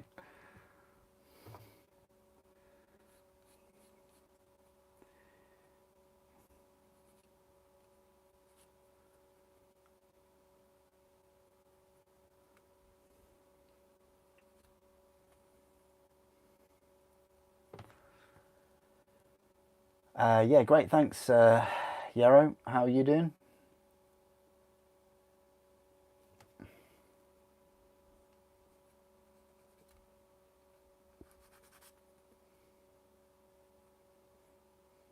Oh, nice one.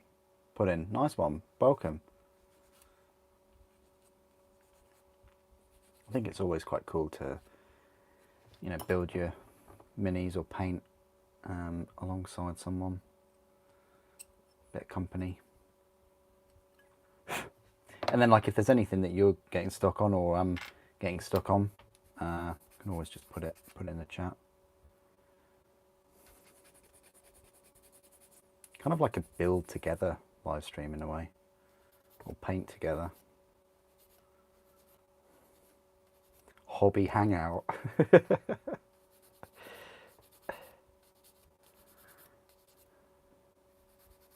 I just call it what it is, just Warhammer live stream. I don't need some kind of like scripted term or whatever.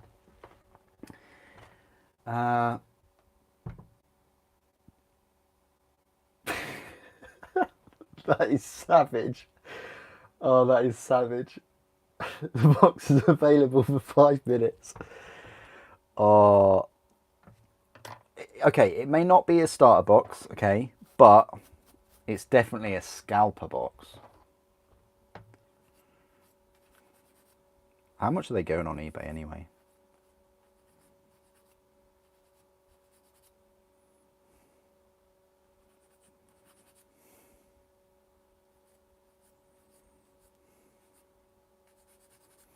I think they'll do a second wave though, I think. Yeah, I think... And if they don't do a second wave, they'll do what they did with Indomitus and release like either the combat patrols, like split this force and release combat patrols, or another kind of like mini starter box.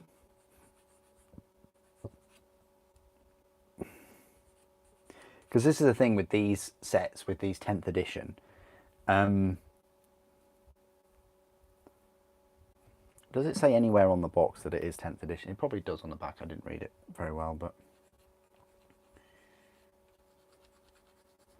the thing is with these sets is they've already made their money up with the pre-orders. So anything after that, it's just profit. It's all profit.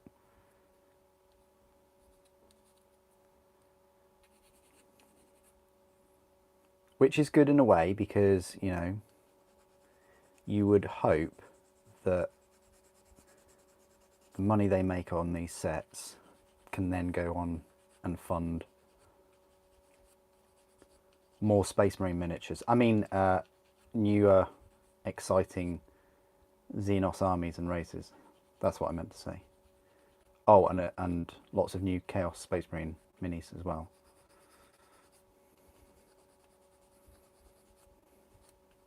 And Khorne Berserkers. Oh, no, we've got them now. That's all right. We did it, guys. We did it. We were waiting a long time for them, but... did 8th and 9th have dice template sticks? It's a really good question. Sure they had dice. You should have had yours shipped to a stall. Still have to wait until Tuesday. Oh, that sucks. As long as you get it, that's great. You know, whether you're going to get it in a few days' time, you get it in a few days' time. There's plenty of other things to be doing. There's some people that haven't been able to pre-order it at all. Because it was out of stock, or they couldn't order it in that window, or they were too far in the queue, or take your pick, or they were on holiday at the time. Let's just take your pick of many reasons. You know, at least you ordered it, and at least it's on its way. So you might even appreciate it more when you receive it as well. I don't know.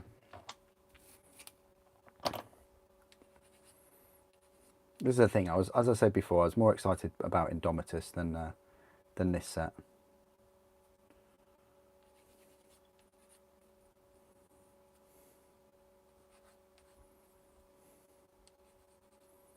But I ordered mine from Element Games, and they've been pretty good. So I know a few other people ordered theirs from them. Their website obviously just crashed though, because of the amount of traffic. But then again, you know, lots of other websites did on the day.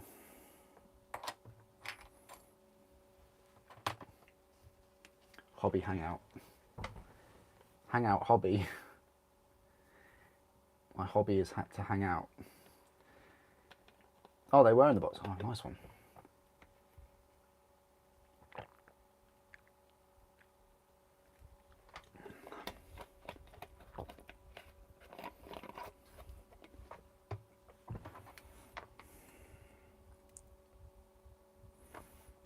We're building the Dreadnought.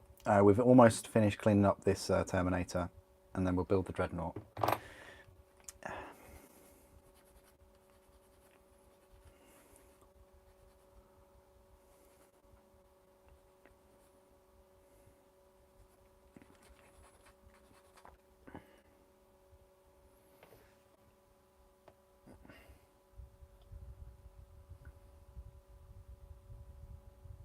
Oh, that's not very good.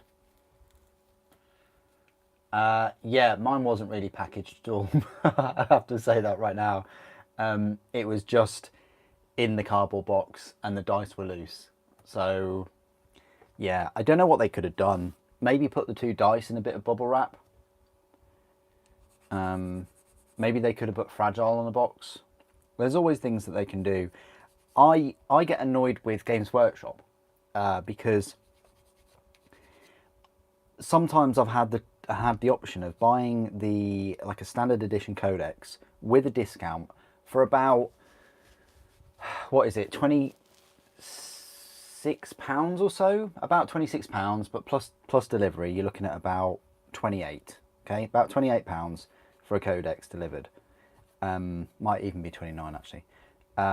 And Element Games, with those normal codexes, they put them in bubble wrap and they arrive and they're absolutely fine. Games Workshop though, they send their 50, is it 55? Yeah, it is. It's £55 codexes, special editions, just in a cardboard sleeve with no bubble wrap, no cushioning, nothing. And I've had so many instances where the special edition has dropped through the letterbox and dinted a corner. You know, it was really quite poor. So you're paying more for like a special edition, but then it ends up being damaged. It's, yeah, it sucks. The thing is with Element, I wouldn't even like to imagine the number of orders they had, and the number of boxes that they had to ship out, all on sort of Thursday, Friday. There must have been hundreds and hundreds and hundreds of them.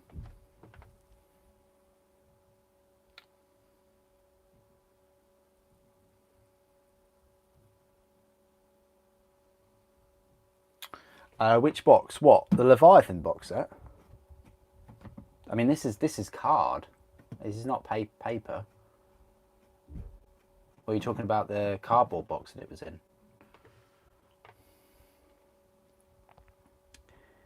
No, they don't do that, Miserum. No, they don't do that. I would have to contact them.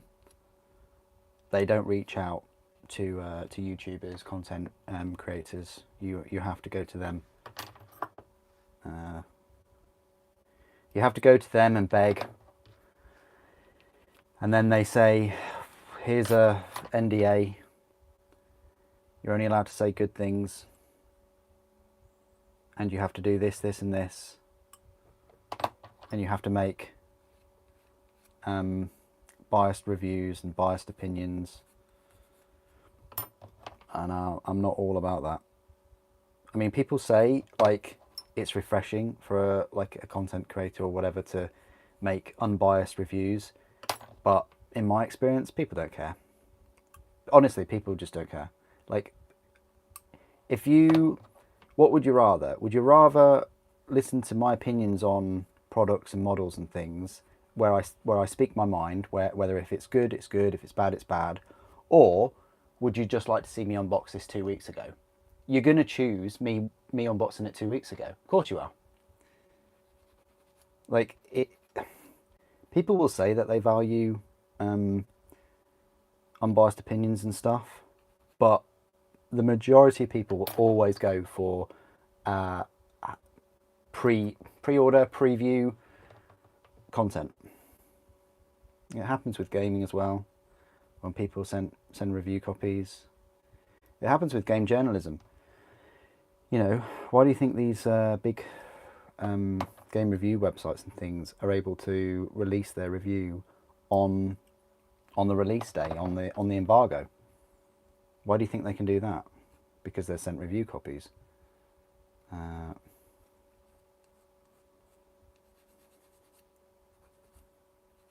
know.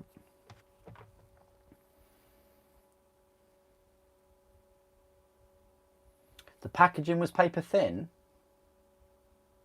so it wasn't in a cardboard box then.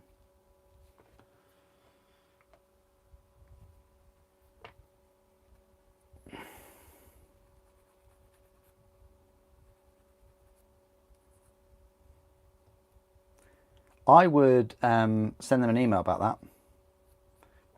Send them an email about it and just say, look, my Leviathan box was damaged. It's a lovely box. I want to keep the box. It was damaged because you guys didn't package it well enough.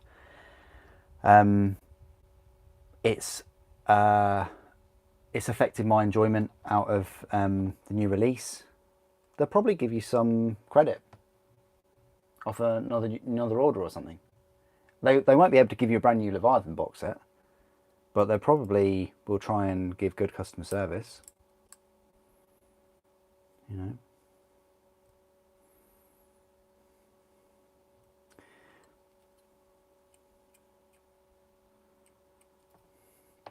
I'm sure they do that. They did that with a codex of mine. I did get a codex from them one time, and it was damaged. And I think it was damaged at Games Workshop's end, where they'd cut it open. Games Workshop had cut it open from China, where they're made and stuff, and it had affected a lot of the codexes in the box. an Element just assumed that Games Workshop had done their QC and shipped it, and I made this, you know, I made a point about it, and yeah, they just shipped me an actual undamaged copy, which is good of them.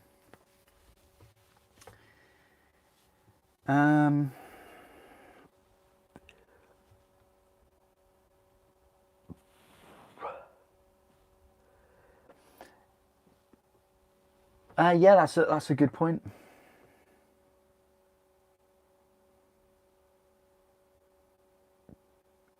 Yeah, very good. Yeah, very good point. And also it's the hype as well, I think, and Thunder in that if you watch someone unbox something early, like 2 weeks early, like that builds up hype as well. It's 2 weeks extra hype. Which could increase a sale.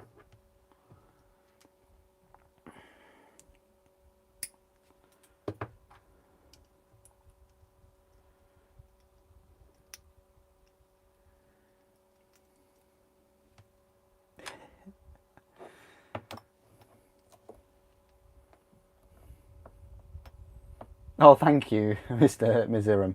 Thank you, yeah. I love how you just kind of like savage with it. Just like, yeah, I watched the shill reviews. Yep.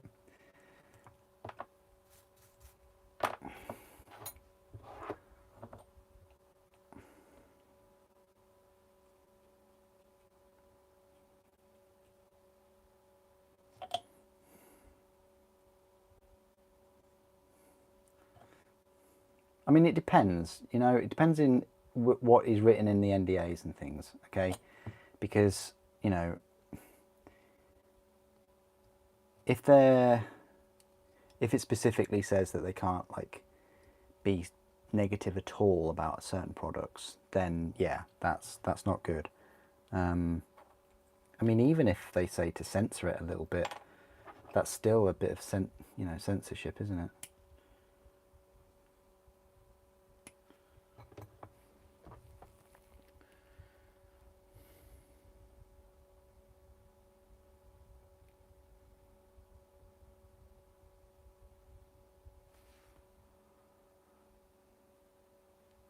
Yeah, always give them a call. Always give Element a call on the phone. Yeah.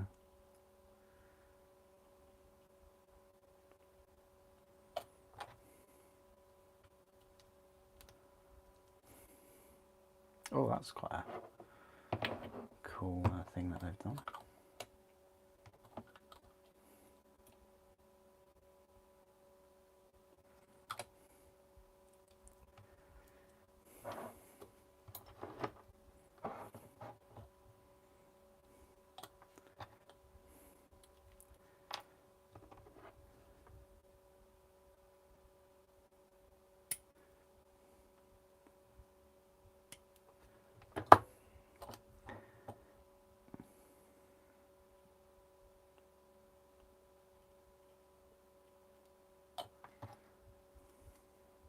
So full power sword with the shoulder pole and everything, one piece.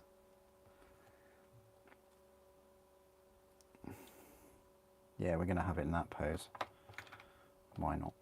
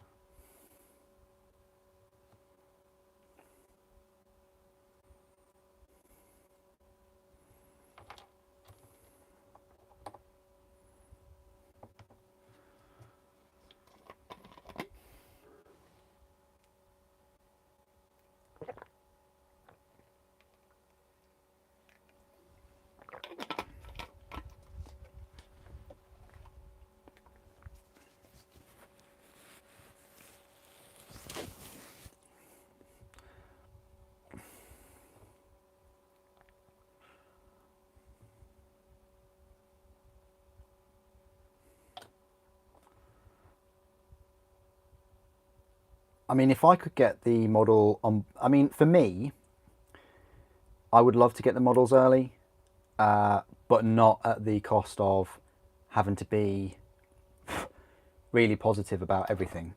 I think the cost is too much. It's a price I'm not willing to pay. I would always choose, well, freedom of speech over like censorship or you know, a script or something. I'd always choose that. So I'd rather say whatever I like about something than kind of be paid in a way to not. And for 3,000 odd videos I have.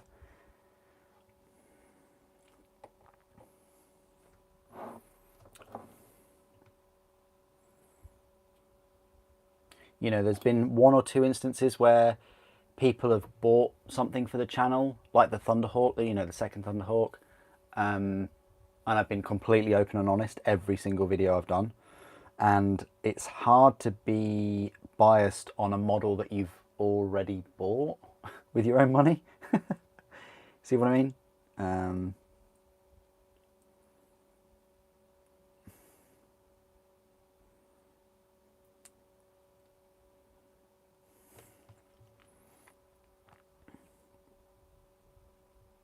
So there's a little bit of movement with this. There's a bit of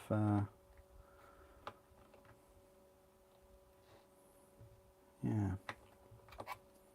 Right, almost building the Dreadnought soon. Evening, Matthew. How are you doing?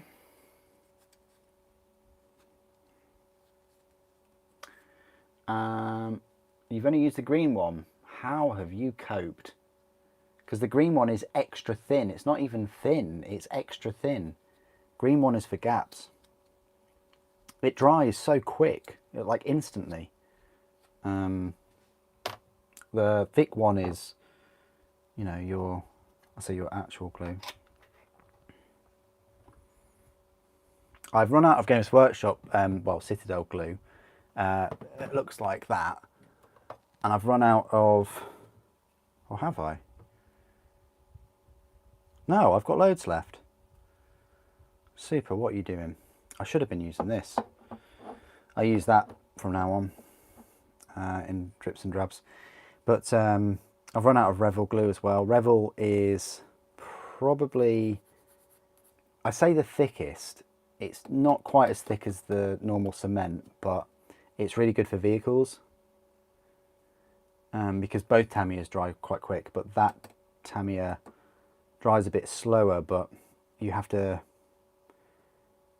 double dip. Because some of any kind of vehicle, any tanks and things, they soak up the glue, don't they? Alright, okay, right, we can now glue the Terminator on this base. And what we'll do is we'll actually use this glue now.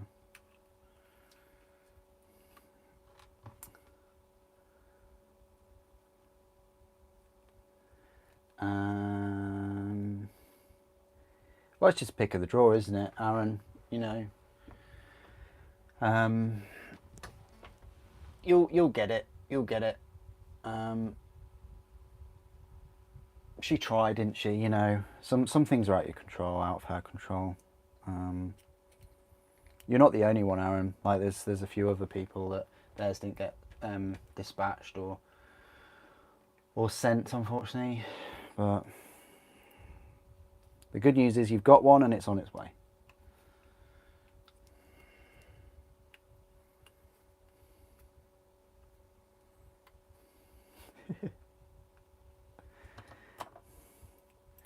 I know it is a wild concept, but you can't. If you're being paid or you're given a product for free and early, then yeah, you kind of then play by their terms. You give away that right you exchange it for early access and free stuff.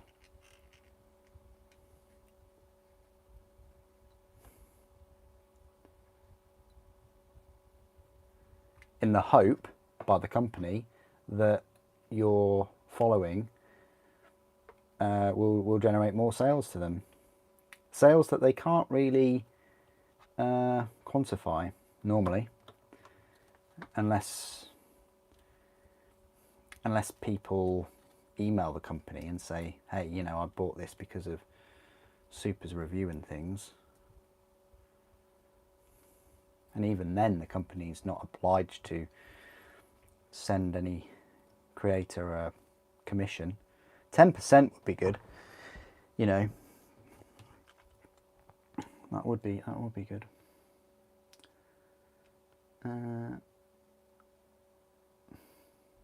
Yeah, Revel Glue is fantastic. I've used Revel Glue since I was a child.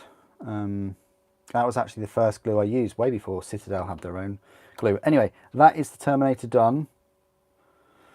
I'm going to be cheeky. I will compare him, don't worry. I'll compare him to the Dimacheron. No, I'll compare him to the other models I have. I just want to see if I can pull a fast one here and drill some holes. I should have done this before, but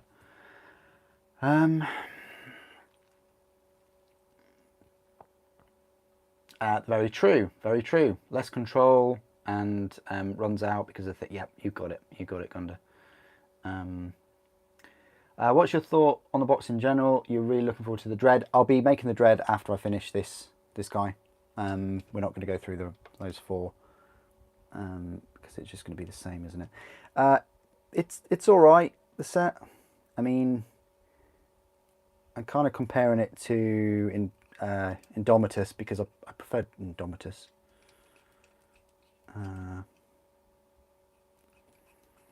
But yeah, it's quite central actually. Crikey, is my eyesight improving in my age? You get a lot of value, you know.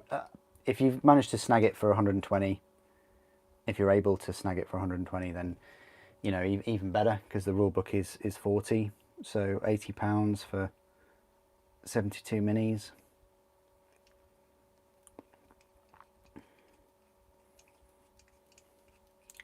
Slightly more than £1 per mini, I think, is an excellent trade-off. Considering some of these minis are quite big, like the Screamer Killer.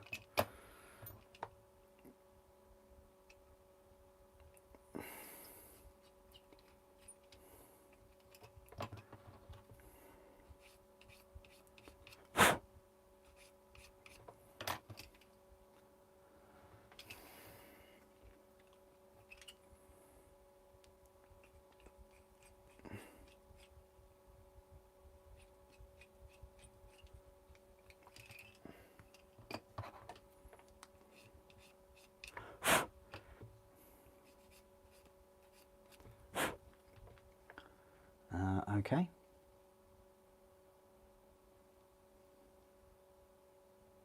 Yeah, really good comment, Wenlock, yeah.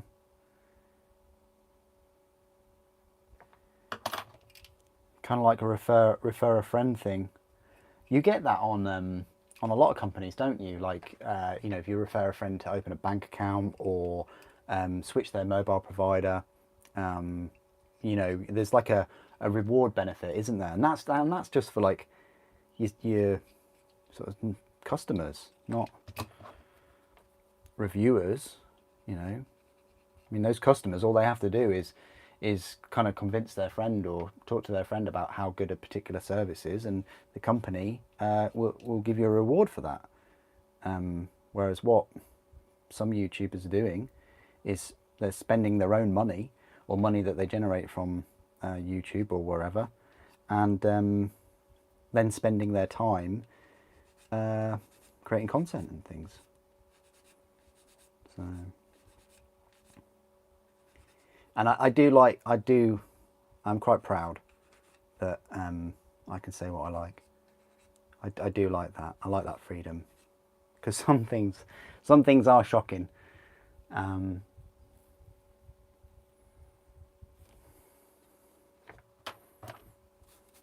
I wouldn't want to censor myself.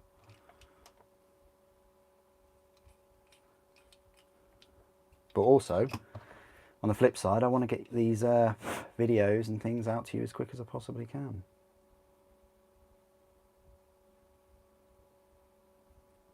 I'm such a perfectionist. I'm trying to make these holes as sort of round as possible when there's a Dreadnought to be built. Okay, we'll leave it at that. That's a Terminator. This is like a 1990s Terminator. How far we have come. Wow. And then we can, our paint job though, right? Chef's kiss. So we've got the three, don't know if you can see that. It's probably, I'm on a bit of an angle here. But that's the sizes. I think a lot of people might be interested in that. I'll do a picture on Insta after this.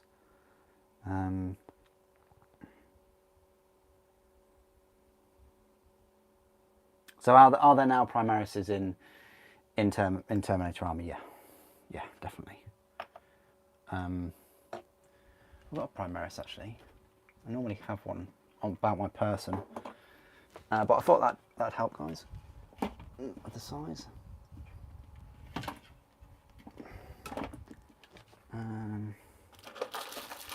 Here is a Primaris. Ta-da. Okay, so bigger than a Primaris. Just a little bit. Like a little bit bigger.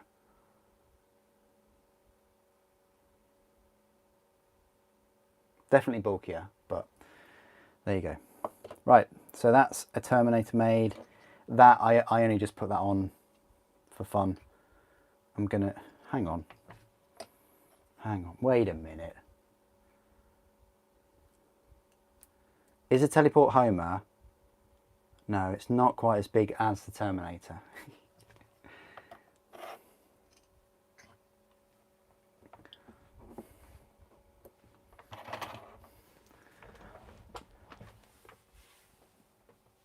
Yeah, this is very true. They certainly do, don't they?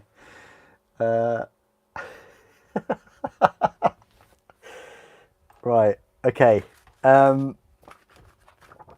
Dreadnought. Let's have a look. I don't have an aggressor. I'm sorry. I grabbed as many models as I could this evening. I don't have an aggressor at hand. They're in the box of Primaris, which are locked away. Right. Dreadnought. It is literally 2 pages. No, it is literally 3, but it's like 2 and 1 step. But we're going to go for it. We're going to build him. We need a 90mm base.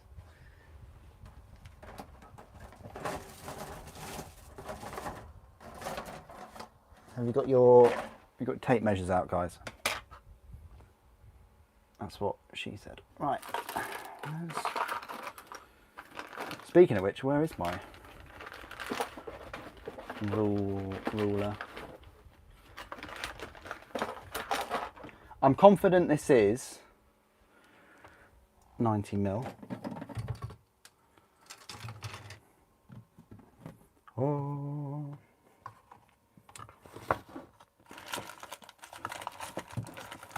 For this.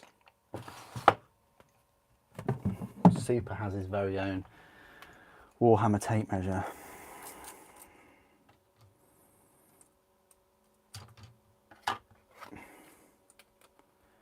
Yeah, that's 90.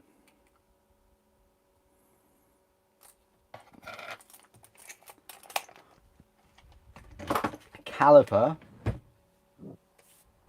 I think I actually do have a digital caliper somewhere.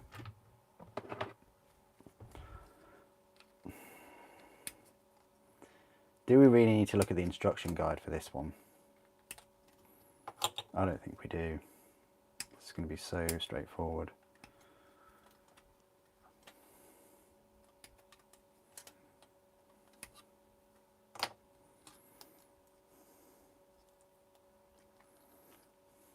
You just got to remember that 17 and 18 go together because they're for the missiles. I've got massive deja vu building this though.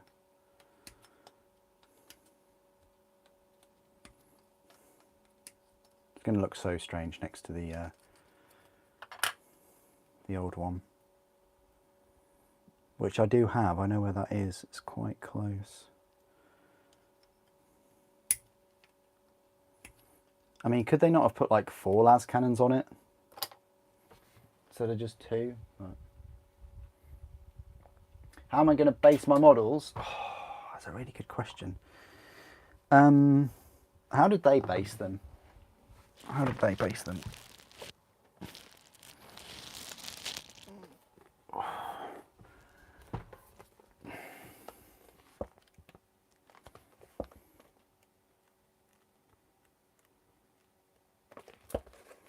They kind of base them... I think the ink looks really weird in this book. Look at that. It looks really kind of like garish. I don't know. Just the ink looks odd. It might be my copy, I don't know, but I'm just going to go for like what I've done, like here. That's how I'm going to base them. Sand and a few green tufts like they have. All the Tyranids though, they're going to be snowy bases, definitely. Like the rest of the Tyranid force. Ah, right.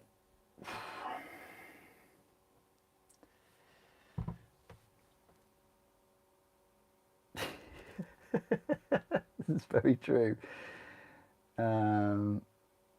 Yeah. Space Marines are getting larger. What a video! I think I cheated and I put some custodies in the video as well, but you know.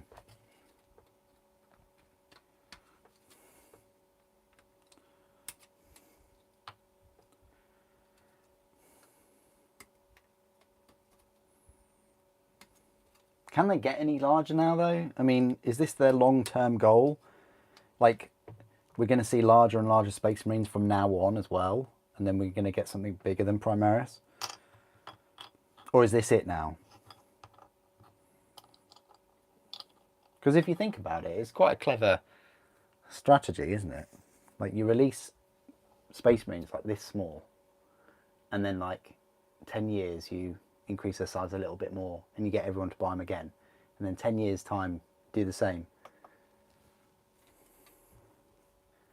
I mean, people say that Space Marines are the cash cow for GW, but I would actually go as far as to say that incremental size increases are the cash cow.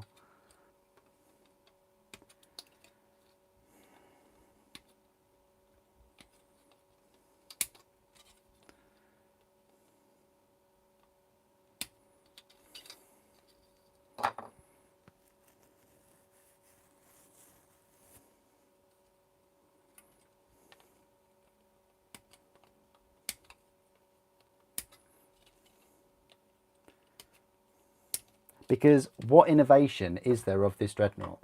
That's my question. I mean, it's just a bigger Castellan, Casferum.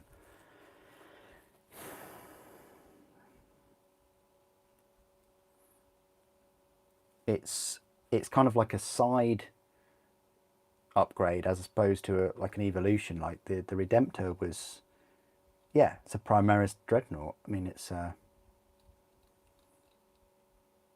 hugely different.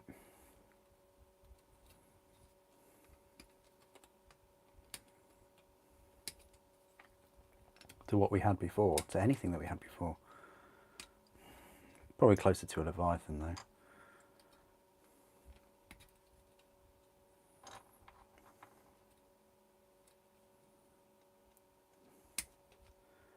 Yeah, I don't know whether they would have both of these sprues in with the new Conquest magazine. They would knowing them, they'd probably spread it over too, and they'd have the 90mm base in the second issue. But they could fit everything in one, because this is an easy to build kit. And I think they put the easy to build kit in one issue, if my memory serves me right.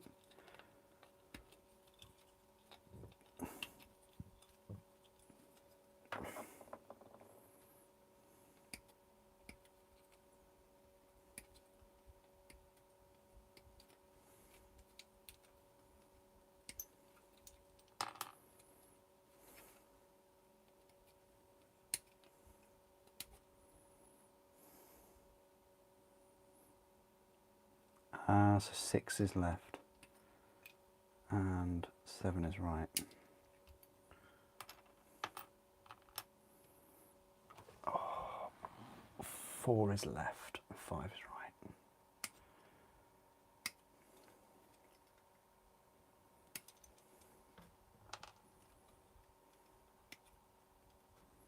Four is left, 5 is right. Good.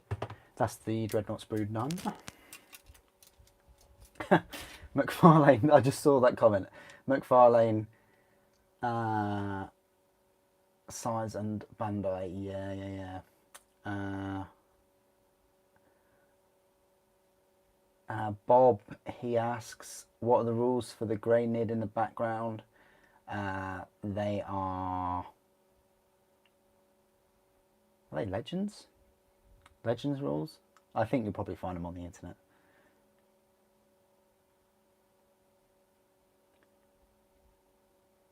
Wait till Space Marines in a few years' time. Nah, it's taken 30 years to get from this to this. So in another 30 years, I might not be around to see them go from this to this. But it's possible. Imagine a Terminator this big and you buy a unit of them and it costs you £200 for 5 Terminators. I'm saying that now, but I'm giving them ideas.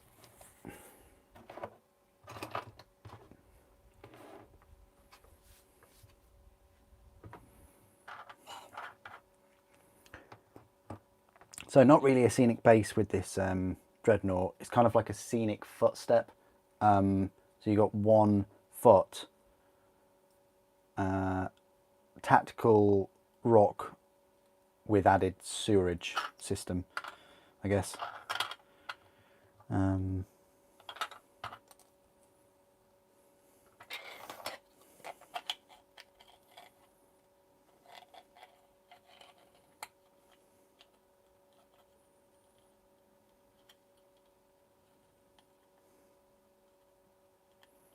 I think it goes on like that. And then this foot would go there. I don't know, those legs seem a bit too far back. I'm wondering if this is the right... Oh, that's better. Right, so we want it that way around. Okay. Yeah, that's not too bad.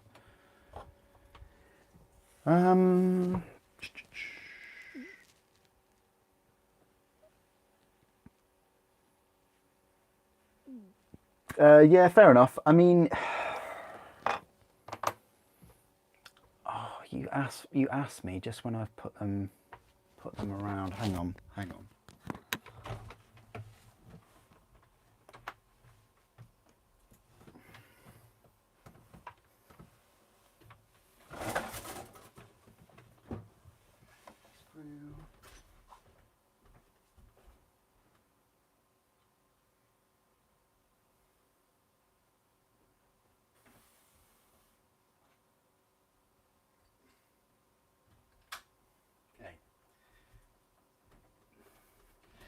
Sorry, it's just really important that I did this.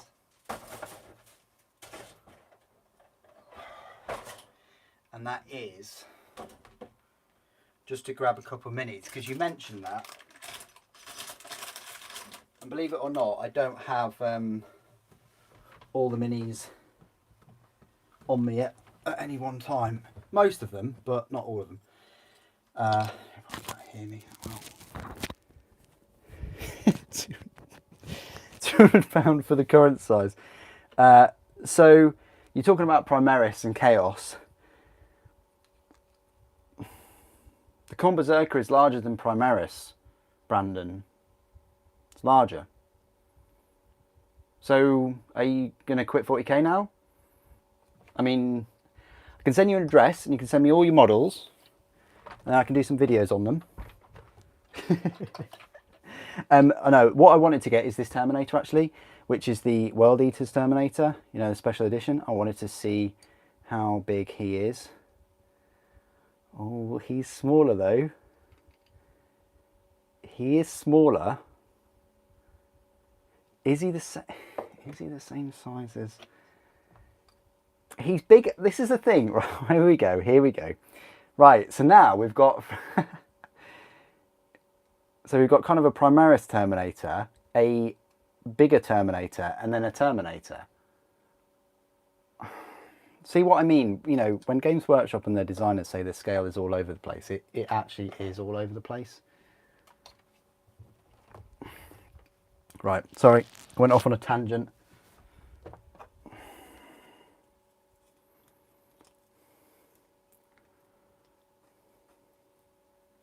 Oh, I really should have the Discord link and things. Sorry, guys.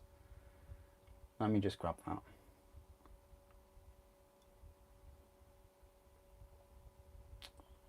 There we go.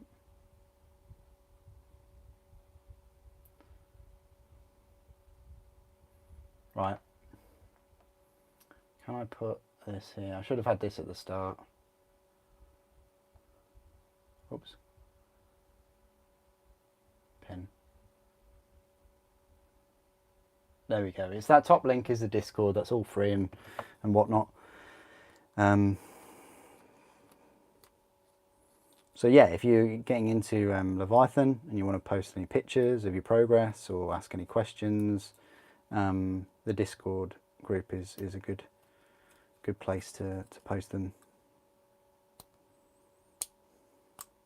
The Discord channel, should I say.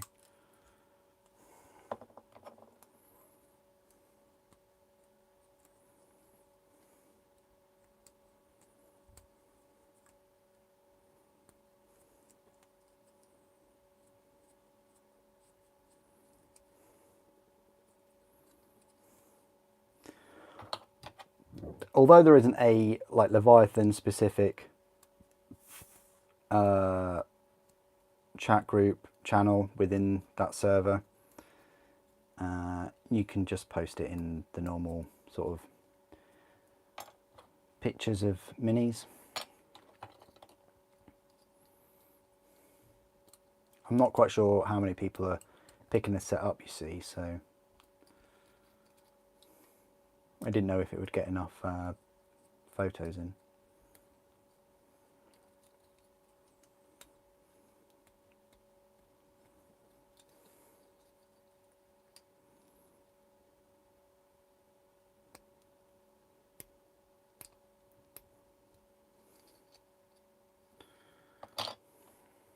Yeah, sucks that it has the storm bolters, or whatever they're called, hurricane bolters. I'd rather just flamers, really.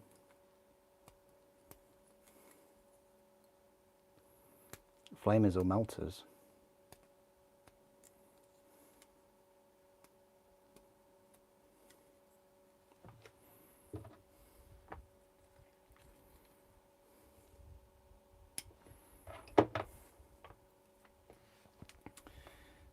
Yeah, exactly, and that's just Ultramarines. This is the thing. You know,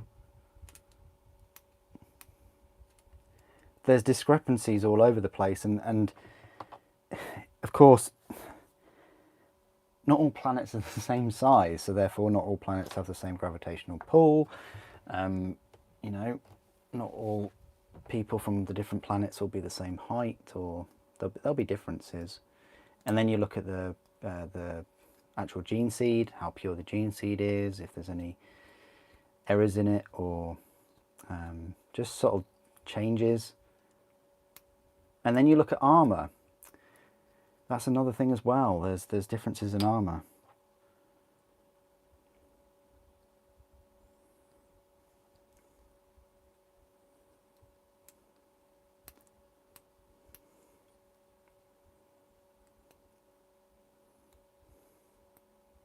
Stormtroopers. I mean, clone troopers were same size, weren't they? But actual stormtroopers, there's all kinds of changes in size with them. But they don't usually go through the same process, do they, as a Space Marine? No way.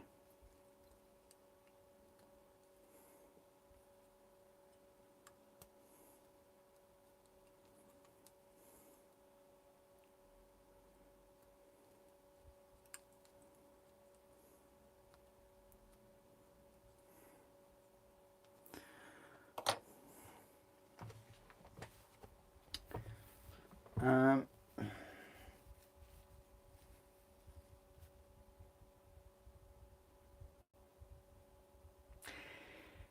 Brandon. Bye. Your question, Thunder. I don't mind the size variation. I think there are instances where it looks odd, where you have the same type of unit. So when they release more Terminators, I probably will buy a couple more sets or something. One for the channel, but two just for the collection. And when I compare them to like these, they will look a little bit different. The aesthetics will be very similar, so I don't think that is much of a change. But definitely comparing, like, you know, Primaris to the old school Space Marines, the Legend Space Marines, putting them side by side in a force is going to look a bit odd. But only for a collection purposes. Like, if you're playing a game with someone, I think it's fine. Like,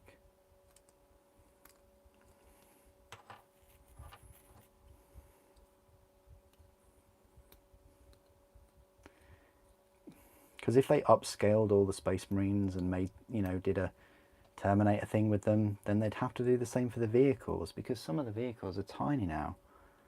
And they only just released a new Rhino last year, didn't they? For Heresy.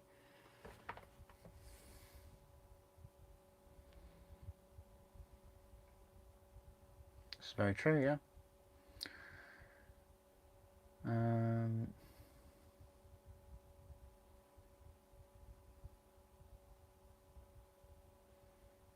No, I don't think so, McFadden. I totally disagree. No. In terms of selling STL files, no. You only have to sell one, and then that one is free. I'd much rather just people make their own. Like, if you're going to sit there, I mean, you can buy them obviously, but if you sit there and you have the time to like design something that's based off of it, you know, credit to you, you know, to have the patience to do that and to all the rest of it. And you know, if you want to sell that work, again, that's fine. But yeah, no, they're not going to do that. They have a business. All they'd need to do is sell one of their master files or whatever, and they'd be bankrupt, because that's just how it works, really. Anyway, I'm not into like 3D printing and stuff. We're sort of building this Dreadnought for the Leviathan set. Hello, United Football. How you doing? Yeah, I'm good, thanks. You? Good. Yeah, that's cool. Yeah, paint them Ultramarines. You can have them as like a successor chapter, or you can add your own like little twist and things to them, of course. You know. I think I used mine as Blood Angels at one point, hence the blood marks on them. I probably will paint over that some point. But yeah, you can add your own little twist. And then I guess sometimes you could use them as Ultramarines, and sometimes you could use them as Salamanders. You know.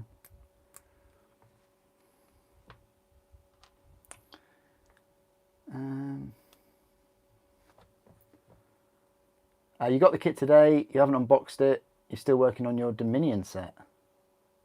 Oh, fair enough. When did you get your Dominion set?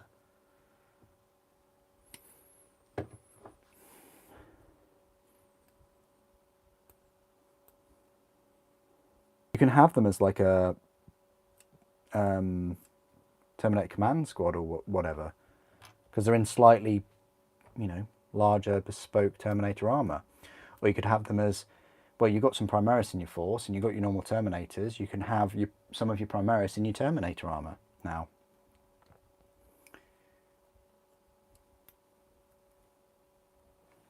Which makes sense, you know, if some of them have been veterans over this crusade. They're now got to the stage where they can, you know, adorn this Terminator armor.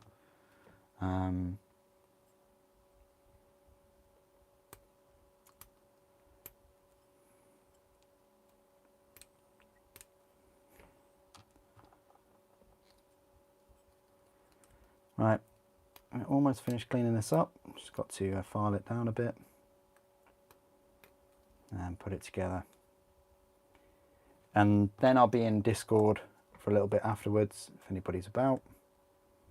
And I'll be building the other Terminators.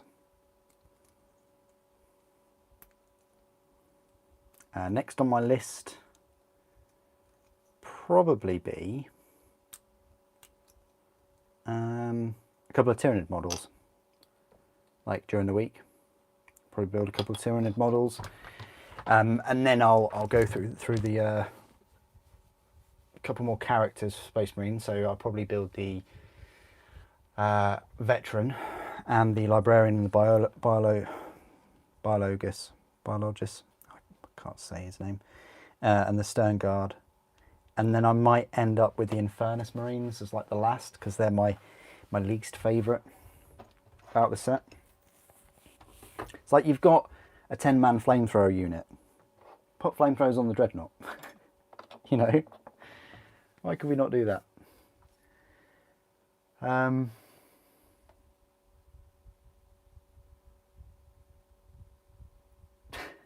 Thank you.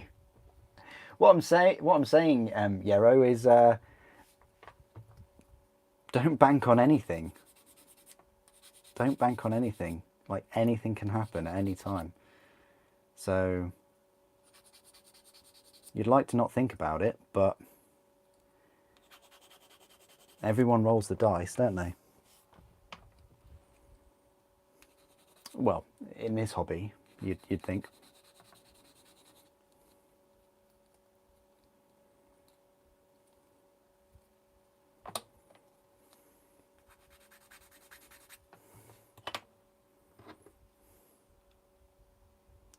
Always hope for the best and prepare for the worst.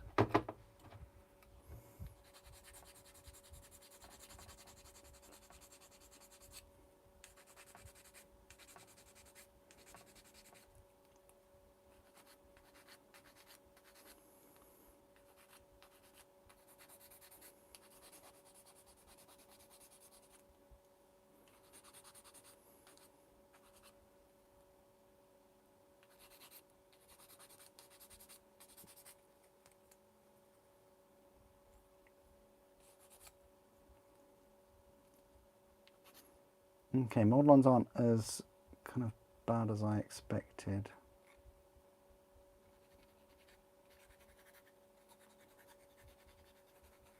Fine.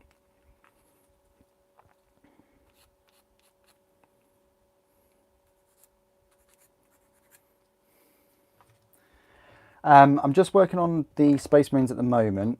I built the Captain and a normal Terminator, and then Sampler said I should build the Dreadnought, so that is what I'm doing.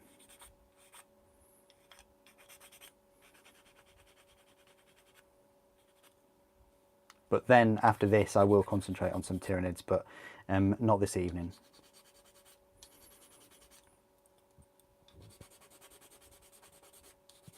It'll be during the week.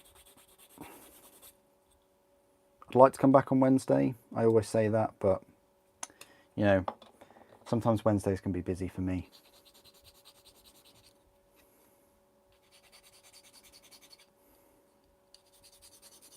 And I'll try and get the reviews out of these minis as quick as I humanly can be, as quick as humanly can be possible.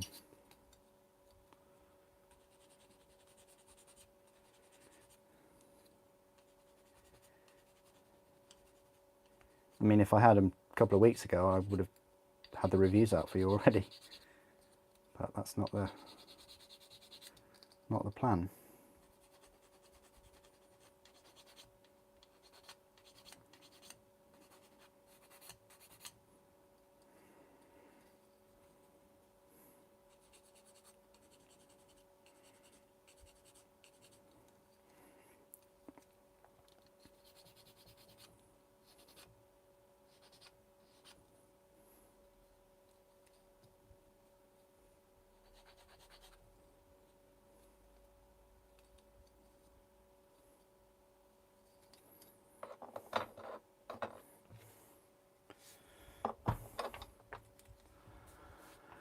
Yeah, Psychophage does look good. Oh, I'll probably say...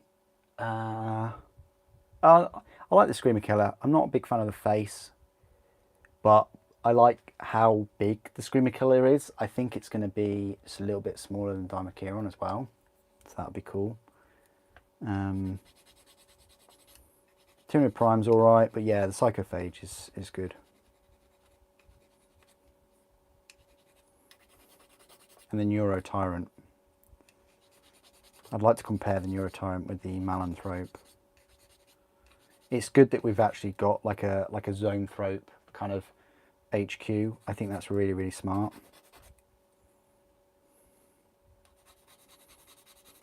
Like a big Tyranid Psyker HQ.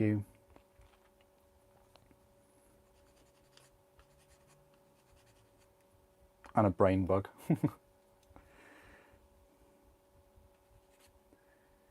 Need to watch Starship Troopers again. I feel like that's a bit of a summer film as well.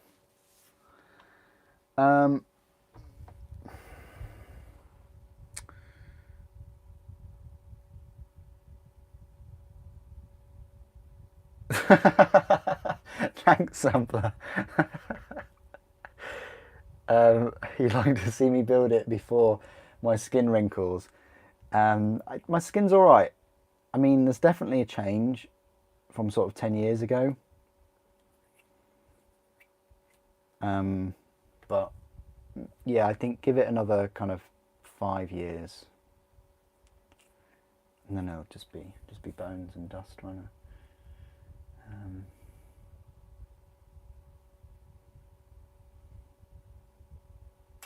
You miss your delivery on yours. Oh. So nowhere like your postman could place the package, or even leave it with a neighbour. I mean,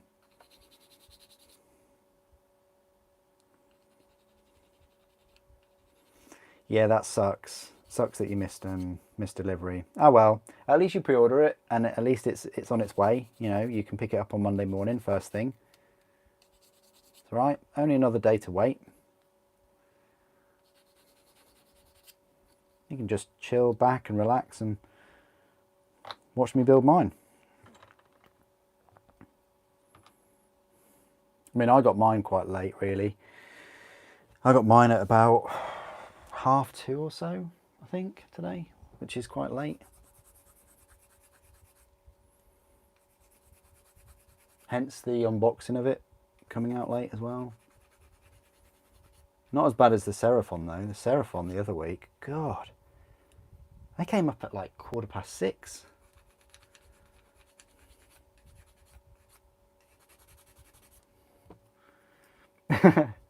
Only hands in this economy.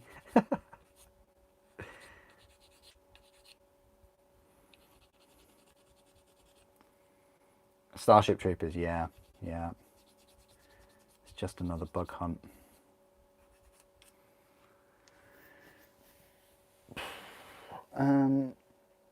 Oh, that's aliens, isn't it? Have you decided on what hive you'll go for with the Tyranids? I think... Oh, my colour scheme is kind of purple and light blue, and I have painted a Gene Stealer that colour. I think it wasn't Behemoth. It might have been Kraken. Can't remember. I will get the Tyranid Codex though. I didn't get 9th edition Tyranid Codex because it literally had one new model in it. The flying little creature thing. Mycitic, no, is that something else? You know what it is anyway, but it had that thing in.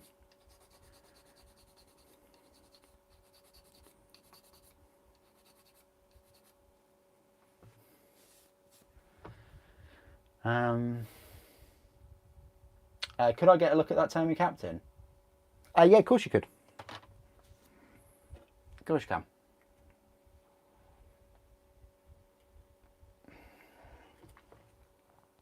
How easy would it be for a head swap?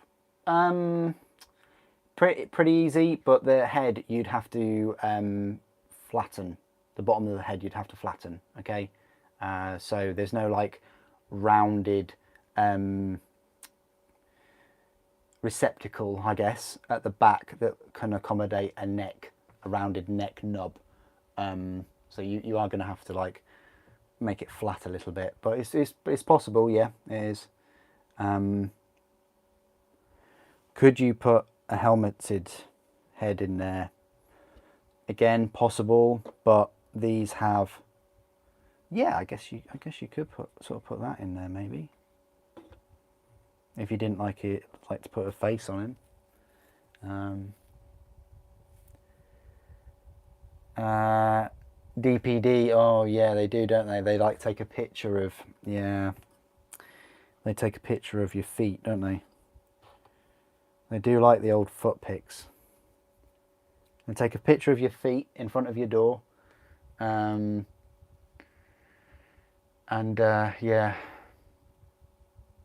How am I finding the build so far? Easy. Very easy, very straightforward. It's a nice little project.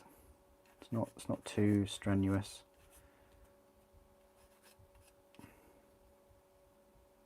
As I say, you know, you could build any one of these units and paint them in a day, and do that every day if you had some time off.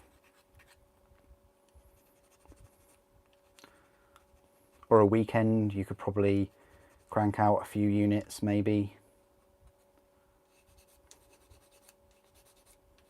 Maybe more if you kind of woke up and that's all you did all for those 2 days, but I'm a big fan of healthy circulation. Okay. Your pre-order's not even been dispatched from GW. Oh, that sucks. Send them an email, ask them what's happening. I know I've heard of a few people, their pre-orders haven't been dispatched. So yeah, send them an email. You picked up your Leviathan box set and you're building it while you're watching me build mine. Nice one, Zayas. Nice one. Oh, you're building Death Guard. Nice one. Nice one. Awesome. Kriegsman, how you doing? Good to see you here.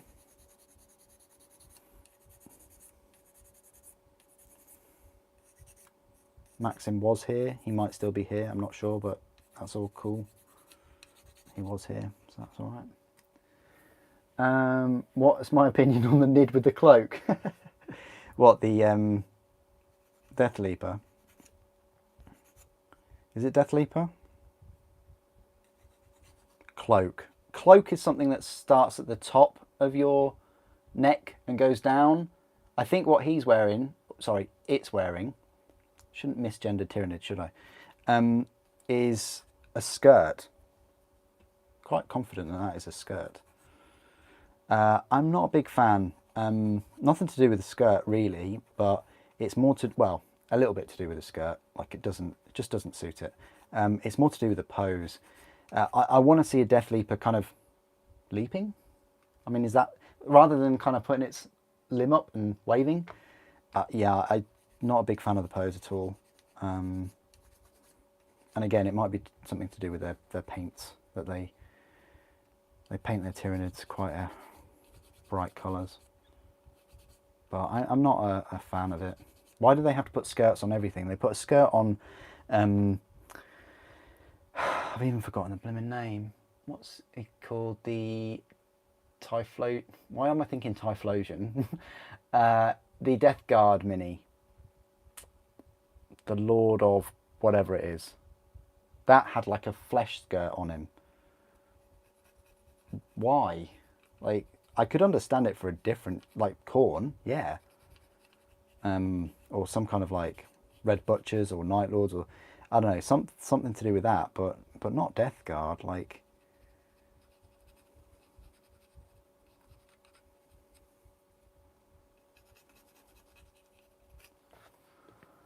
yeah.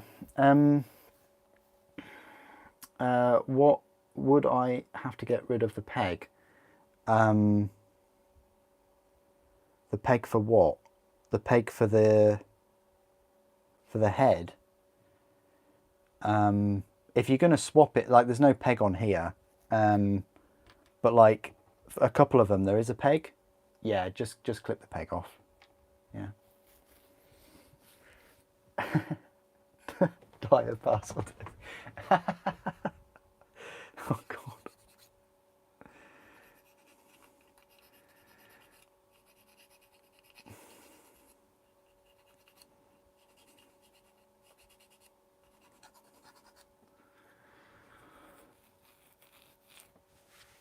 The change from pig-nosed stormbolters was godsent.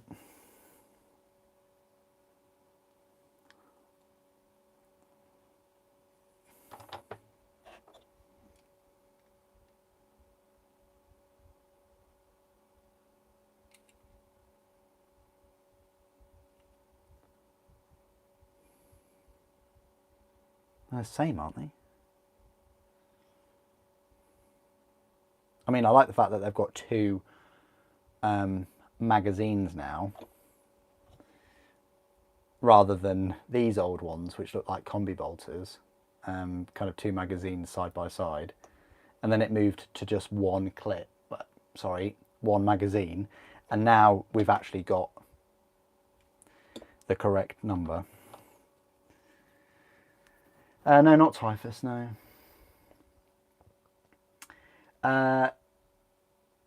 Exactly. They're pushed to fit, but I would still glue them, because you drop one, you've got an arm going missing or a head going missing. I mean, I would always use a bit of glue, and also I would always clip a little bit of the peg off, because some of the attachments are quite tight, and the tighter they are, the less chance they're going to close together, and then you're going to get gaps.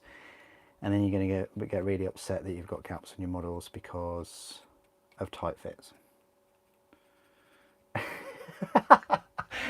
Sampler. That's killed me. That has actually killed me. That is the funniest thing I've read all evening. The new Tyranid model is called Dua Lipa. That's excellent. Oh my god. Wow. Wow.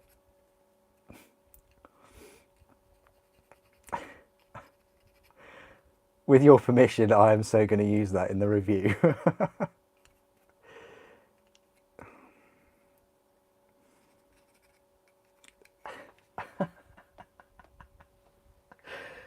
Oh, brilliant. Dreadnought with a skirt.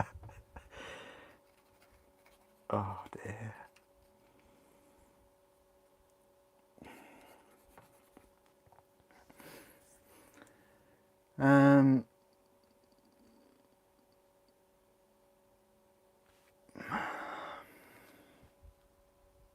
Cool, cool. Lord of Virulence bothers you, yeah.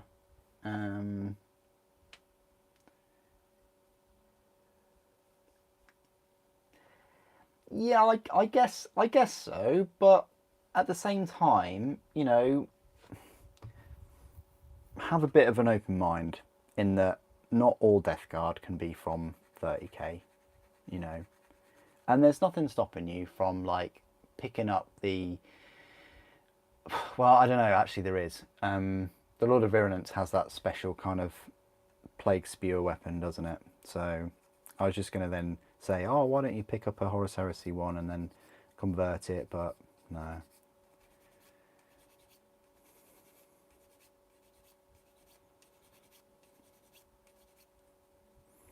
I was just going to say, like, you know, there can be newer Death Guard, like there are newer Gorn Berserkers and newer Thousand Suns over the past sort of 10,000 years.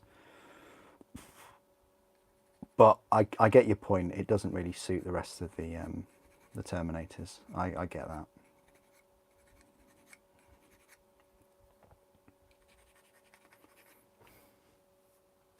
How much of the peg would you actually clip off though? About 1 millimetre. A millimetre is my go-to recommendation. It doesn't have to be too much. Just something. I'll show you in a well, yeah, I'll show you on this Dreadnought what I mean. Okay. About half. Ooh. Maybe if you're building that Lord on Karkarock, half to 3/4.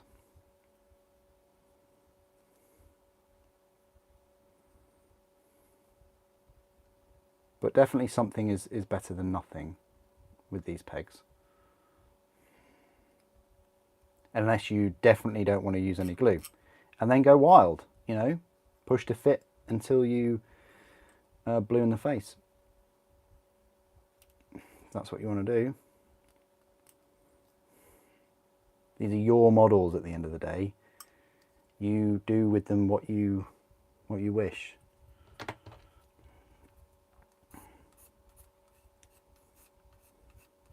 Just don't super glue them. I will say that. Just don't super glue them. Even if you run out of plastic glue, just run out and go get some plastic glue.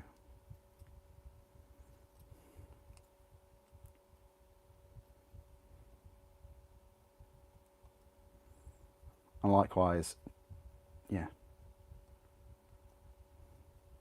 don't attempt to glue your resin metal miniatures with your plastic glue. Do I really need to say that? No, should be quite obvious.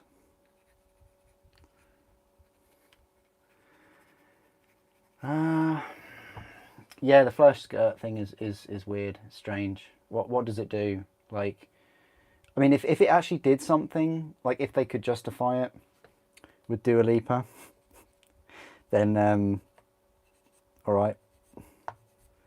But if it doesn't do anything, like, why? Really? Yeah, but it's more work, United Football. Like I'm trying to save you your life energy here. You know, I'm spending my life energy and trying to help you save some of yours. If you cut a little bit of the peg off and you put the model together and there isn't a gap, then you've saved yourself even more time filling the gap up with green stuff and smoothing it down and all the rest of it. Think about it. You literally just sat down.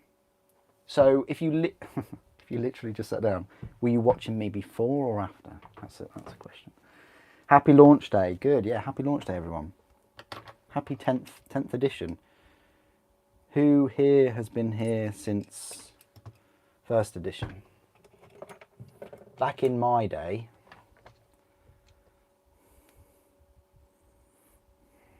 we didn't have Dremels. We used to drill everything by hand. Some of us still do.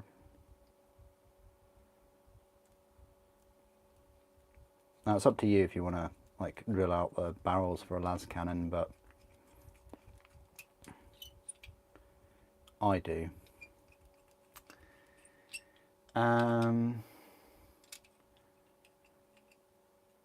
Oh yeah, definitely. Really good idea with the librarian. Probably best not to glue the head for the librarian. You might want to do that later.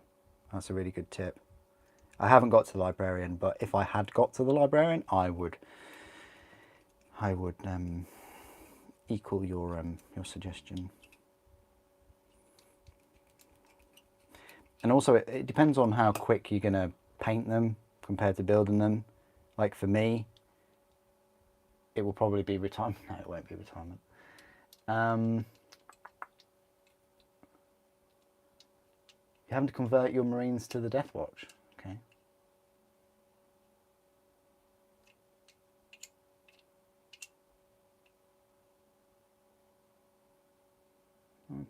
Okay.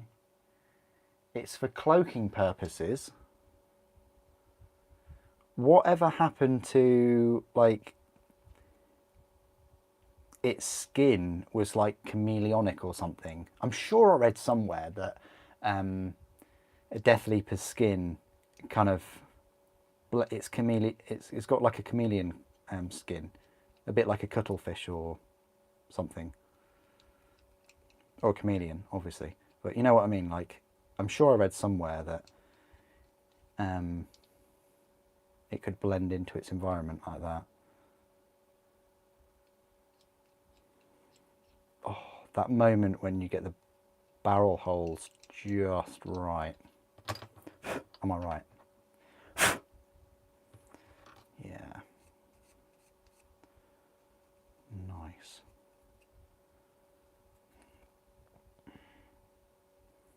I rarely see Games Workshop drill their barrel holes, so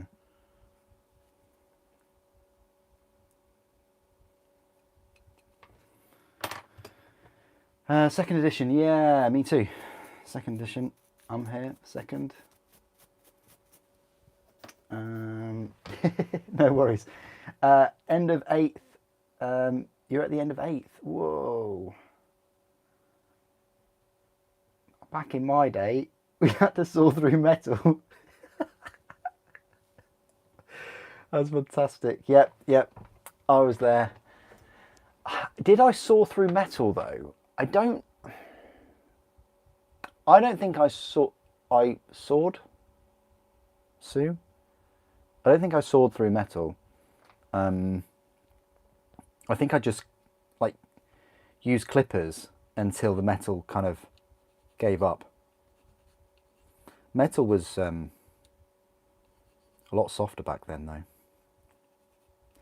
Well, it was tin, wasn't it? Let's face it, but you know what I mean.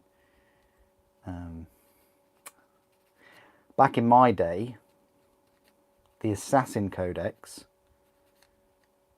came as a free supplement in a White Dwarf magazine that only cost £3.50. Or was it £2.50? Ooh, I wonder.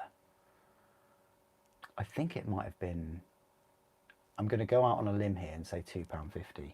Might be wrong though.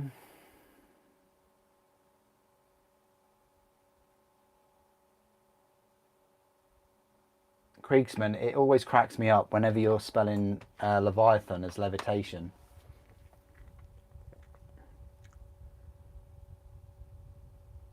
You've got a copy, but it's somebody else's. Okay. Like a cuddlefish. Nice. I don't know whether I should Google that later. I think I shouldn't do that. Oh, here we go. Bolo Moing Metal Dreadnoughts and Elder Minis. Bolo Moing. What on earth could that be?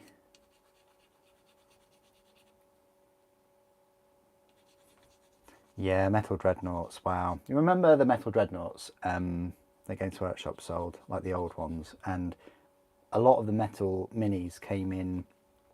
There used to be foam cutout trays, like hard foam, that the metal pieces were in within the box.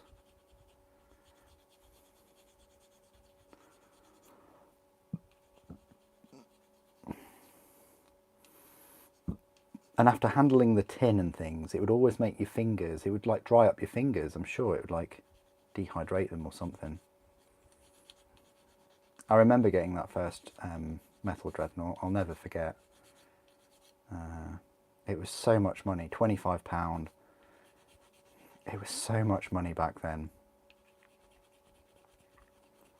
But it was so good, it was so strong. I mean, the armour wasn't the best. It was only 12. And people would just destroy it quite quickly with the las cannon.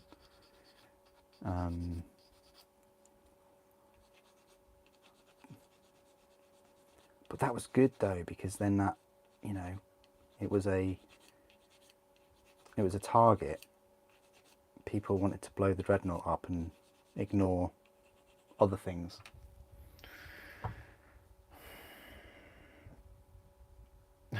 Plastic arms to me. Oh, plastic and metal. Oh, that's bad. That is bad. I'd actually say that's worse than plastic and resin. hybrid kits are always not ideal.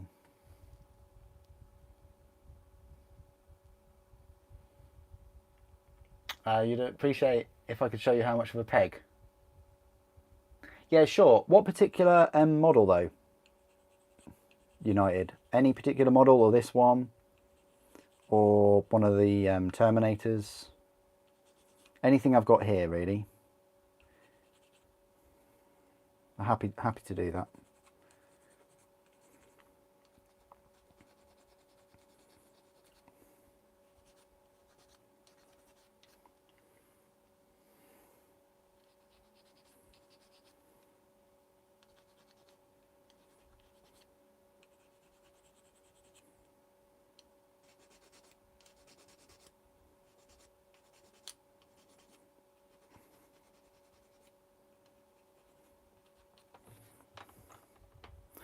What I'm going to do is just get the charging cable, because I'm aware that the stream kind of slowed a little bit earlier, so let me just go get that. Bear with me. My voice is probably going to sound a little bit strange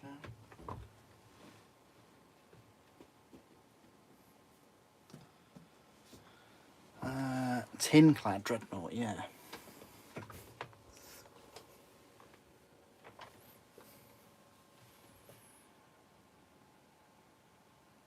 Mainly because you could brain someone with one of them, yeah. Right, let's have a little look. Where is it?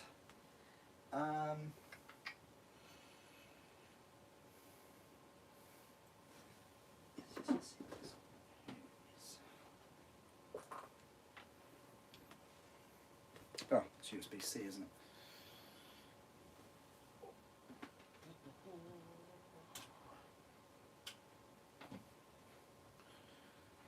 Okay.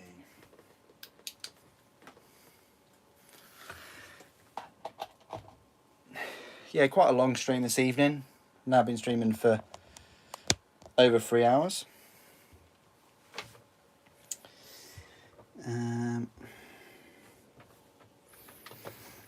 Any model. Okay, I will show you any model.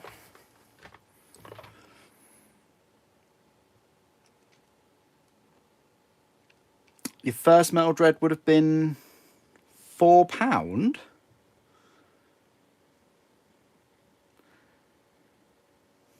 A Fury? Is that like a Furiosa? Because I know they were like 20. But I guess you're probably thinking, you're probably from like the old edition, older than, what, second? Talking about first edition?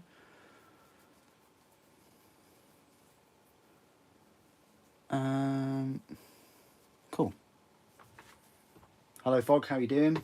Good to see you again.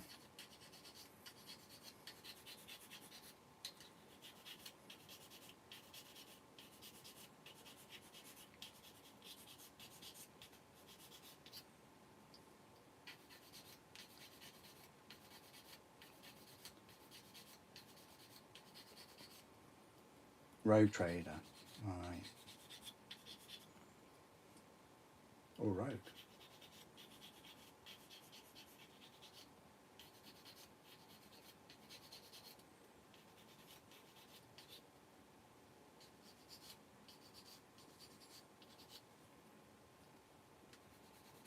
Was that late 70s then? Or early 80s?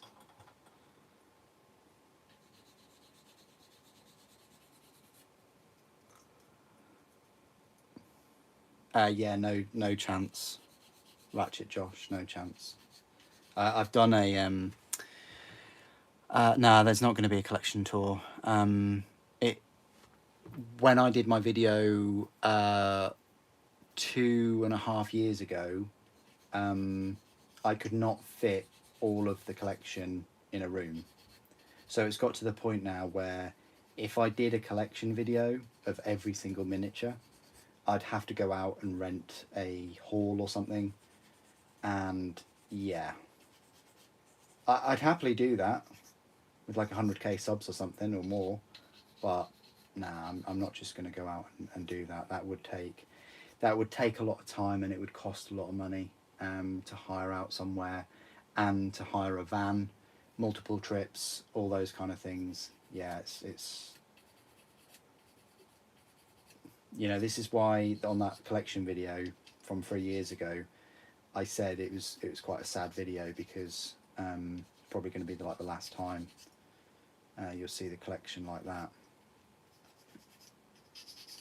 Now with everything I've got for Imperial minis and things and Titans, because I've almost doubled my Titan collection, I can't fit it in one room, just the Imperial stuff.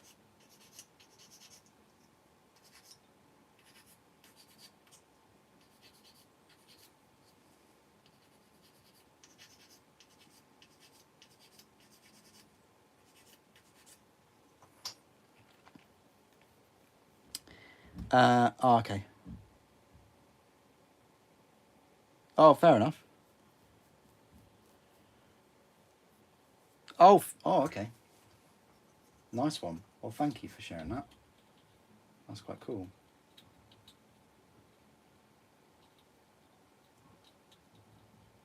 Always interesting to have a little bit of back in time, kind of bit of a history kind of thing. Okay, right. So, asked a question earlier, United football. So, we've got a piece here. So these are the pegs.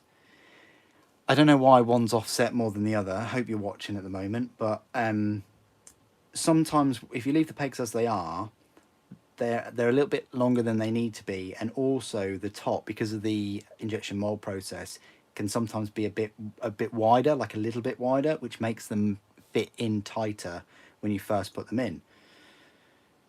Yeah, if I manage to explain this without... Okay, and so I'd probably say clip about that much. If you can see, it's about 1mm. And what that does is it just squeezes the tip a little bit to make it thinner, and also takes a little bit of length off so that it goes in easier first time. And I've managed to get through that whole description without it going in a strange place. So there we go.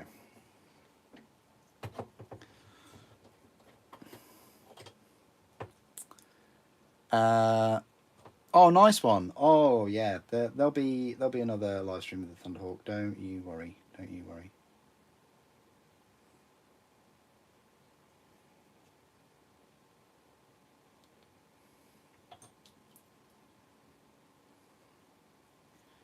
We're just going to glue this on. So yeah, usually the tolerances for easy to build kits or push to fit kits aren't as good as the multi-part ones.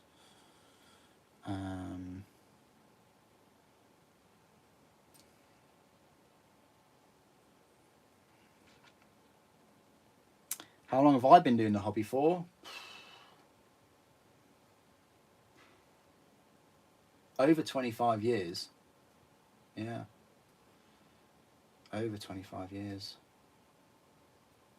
I've been doing this channel for, what, 10 years now?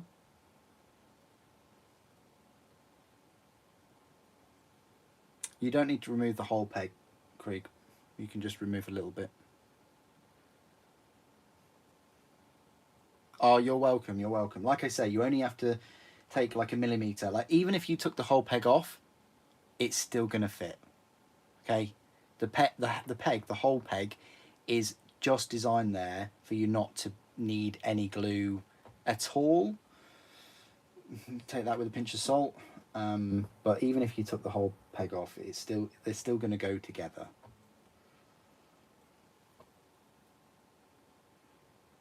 Do I have an Instagram? Yeah, I do have an Instagram, yeah. It's on this channel's front page.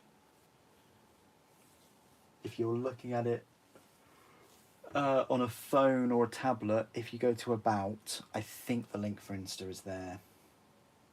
But normally I'll post like the new release previews and occasionally minis.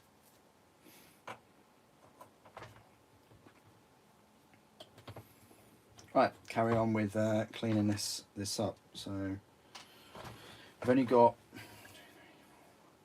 about 7-8 pieces to go.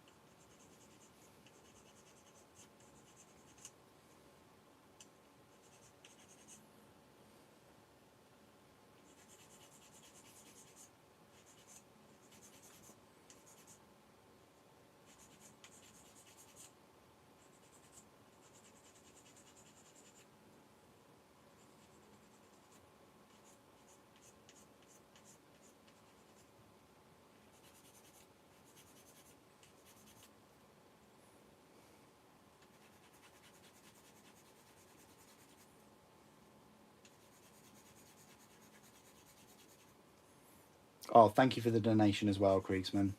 I almost forgot, but I did see it, so thank you. I appreciate that. Hope you've had a good day. I will be on Discord after I've completed this Dreadnought, where I will most likely be completing the Terminators. I won't be live streaming tomorrow, guys. I wish I was, but I'm not. So, and it's going to be a hot day tomorrow as well, so I'd rather be here live streaming this again. As you know, sometimes I can live stream on a Sunday and sometimes I can't.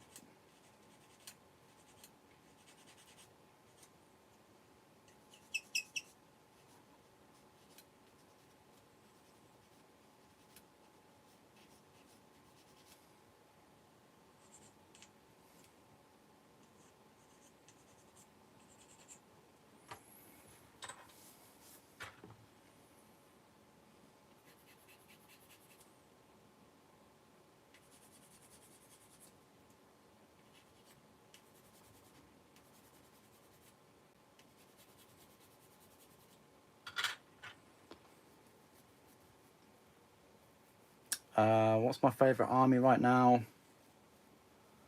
What, in 40k? Custodes, I'd probably say in 40k. Like, if you're talking about just like plastic 40k, but overall it's Titans, yeah.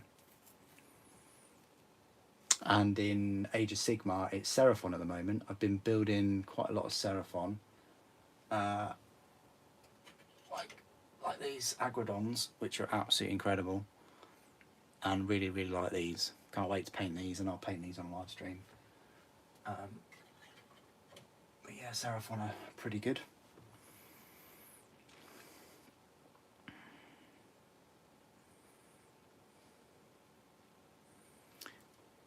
What is the chapter Are Space Marines?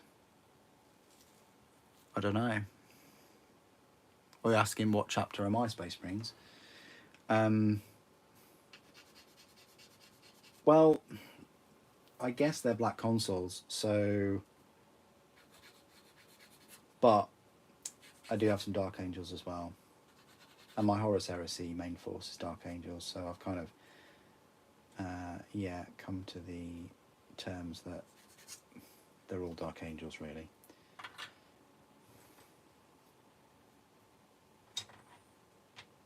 I guess we could glue... You can only glue the legs on once you've done that, though.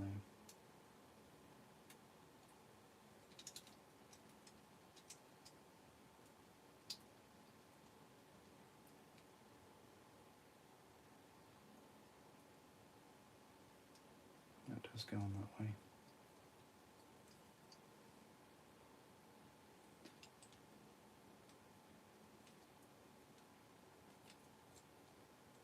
Where does that go?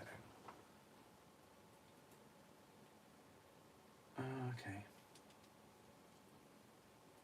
This goes over it then, doesn't it? Okay. Well, we'll get to that apart in a moment, because I've only got a few of these pieces to go.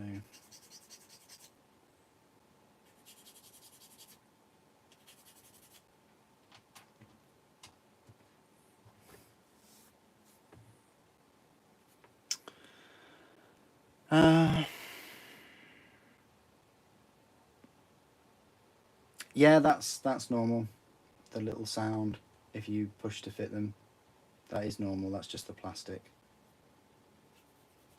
But like I say, if you're in doubt and you're pushing two pieces together for push to fit, and you think that you might get a gap, just take both of the pegs off.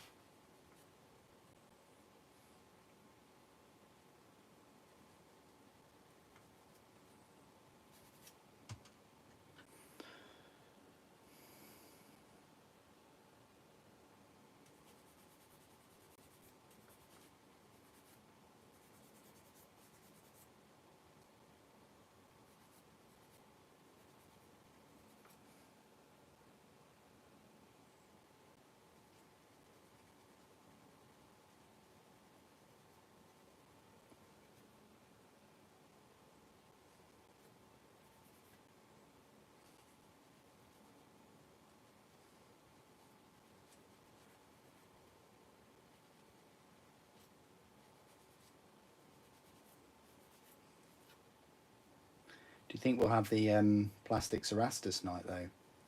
Next, for pre-order next week. I personally think it's a bit too close to this release, and it might be the week after. But you know, this has been pre-ordered for sort of 2 weeks, and they've been quite thin on the ground for pre-orders recently. So it could be.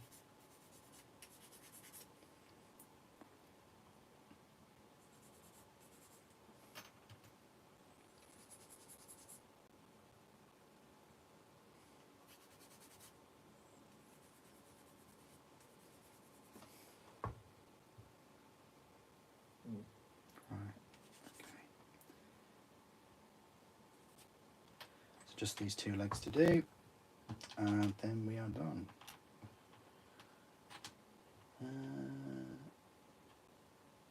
Yeah. Tell you what, that's a lot quicker than a full Redemptor Dreadnought. Full Redemptor Dreadnought, I'd be doing it for a good couple of days. I couldn't build a full Redemptor Dreadnought in the 3 hours. They are a decent project.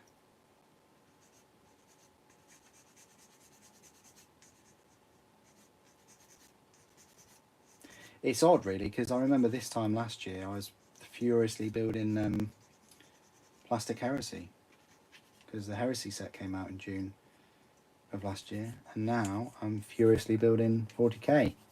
And next year might be furiously building Age of Sigmar or Old World. No, I think Old World's due for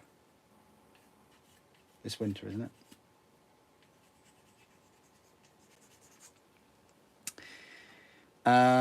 When do you think we're getting our next Primarch for 40k next year? Unless you count Fulgrim as a Primarch, but he's a Demon Primarch, so not really. But we've had 2 Primarchs this year, haven't we? We've had the Lion and Angron, so it'll be next year now. Did we have Horus Ascended at the start of this year as well? Did we? Because if so, there could be another Ascended Primarch towards the end of this year. But I don't think we'll get another 40k Primarch this year. I think it'll be next year. I think it'll be Emperor's Children. I think it'll be Fulgrim. It'll be a Demon one. That's my thoughts anyway.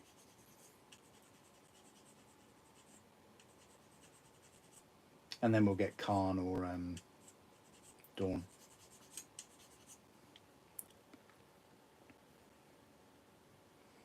Oh, nice one. Yeah, and I think there's more World Eaters to come.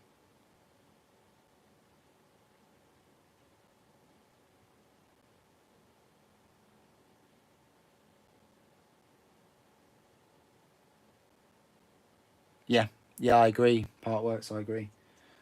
Yeah.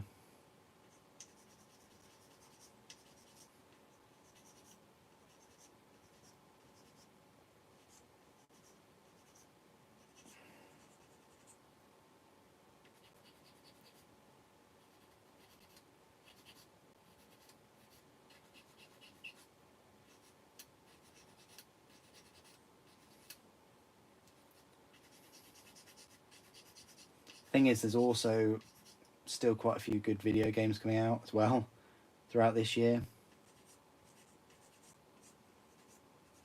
I mean, this has been one of the best years for video games that I can remember for a long time. I don't know whether that's part of the pandemic when people were working on games.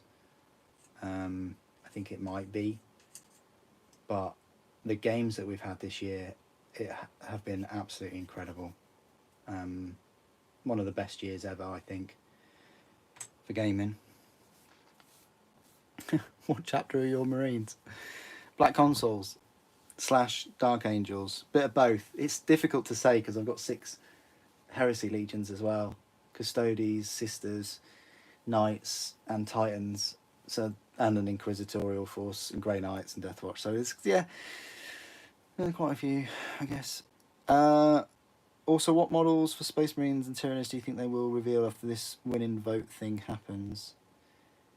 I hope they reveal the Norn Emissary, the big Tyranid creature that's going after Trajan. That would be quite cool.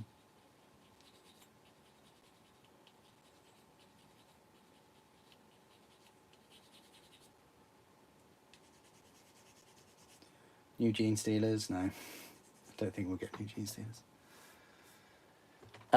Any tips on building a classic drop pod? You messed up and the doors don't shut at all. Ooh. Might be worth posting a pic in the Discord, Aaron. If you can. It's sometimes better to see visually what you've done and how to find the solution for it than just written text. If the doors won't shut at all, I'm guessing it's something to do with the base because that's where the doors are on the hinges. So you might want to detach the bottom of the drop pod where the thrusters are. I think you have to get the sails, you know what I mean, like the actual supports done first and connect it at the top with the turbo thruster and then work on the doors.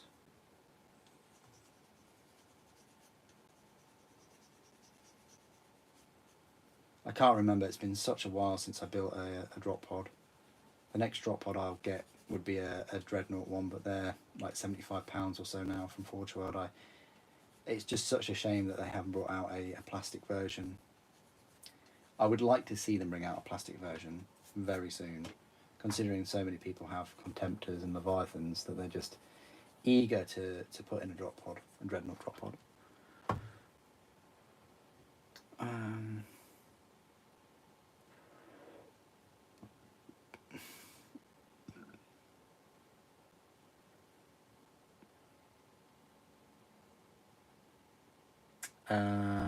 Who's the Nid in the back? That is a Dharmakiron, that one.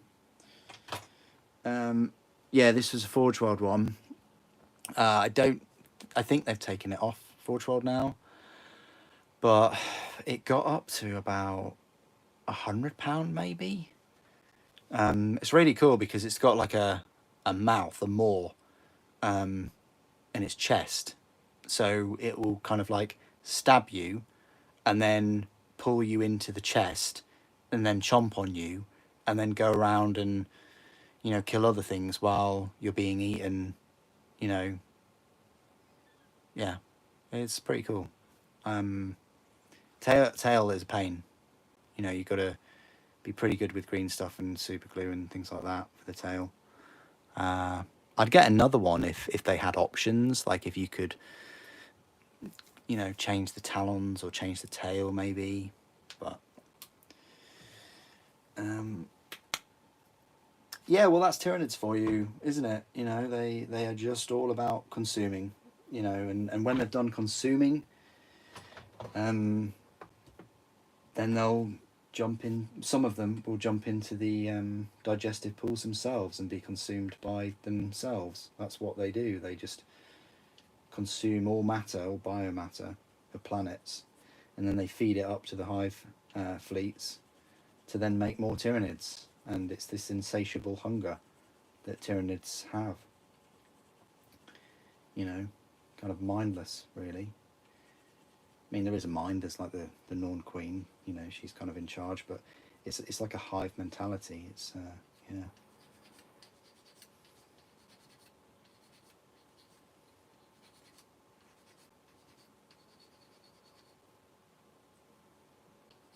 So Tyranids kind of run on instinct.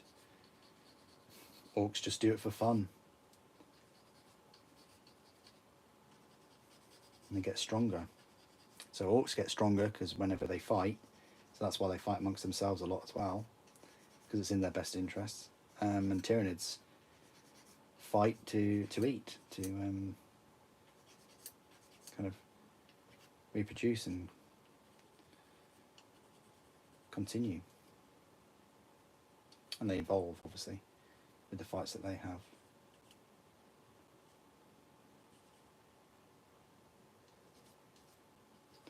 I'm not sure they evolve as quick as Space Marines, though, because Space Marines seem to get way more models than Tyranids, but that's another story.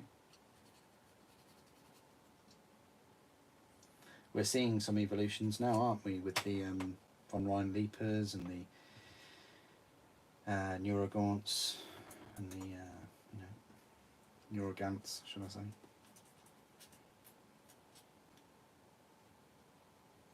Okay, I'm quite happy with the way that this has been cleaned up.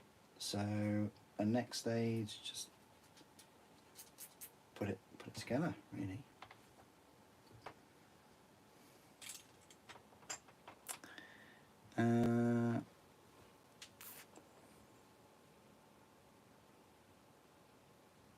You're gonna pop it in the freezer? What? Why would you pop it in the freezer? Doesn't one of the flying transports carry a Dreadnought? Carry a Dreadnought A now? The Storm Raven does carry a Dreadnought, but not a Primaris. Carries a Dreadnought at the back. It'll be an old Casferum Dreadnought. The Stormbird, I'm not quite sure. I think it does. I know in a Mastodon you can have 2 Contemptor Dreadnoughts. I think you can put a Contemptor Dreadnought in a Stormbird, but I'd have to go and just double check. And also the rules are changing as well, so might be a bit out of date on that.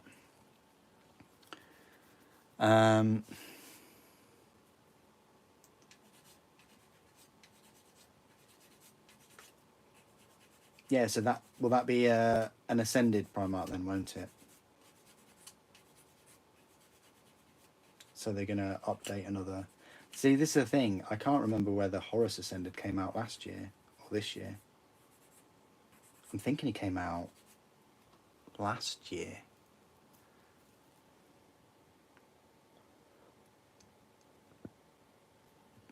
No, NIDs don't feed into that.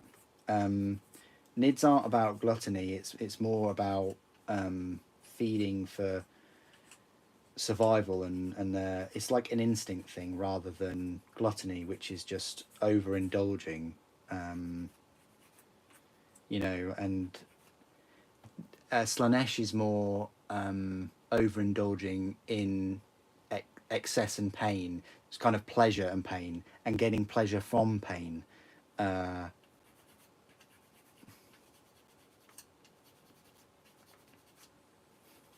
Slanesh was kind of born into existence because of the Eldari, because they just had, you know, they could live forever, and they didn't need to kind of work and do all those kind of things. Everything was done for them, and so they spent their lives just having fun, if you know what I mean.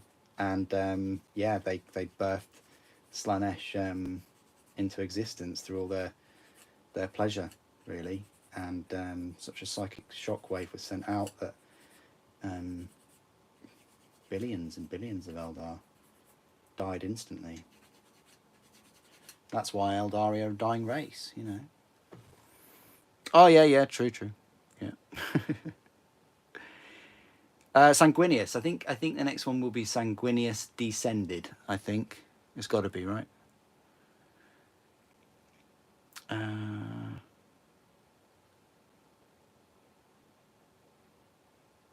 Freezing weakens the glue. Yeah, but your hands weaken the glue, Sampler. Come on. These only hands.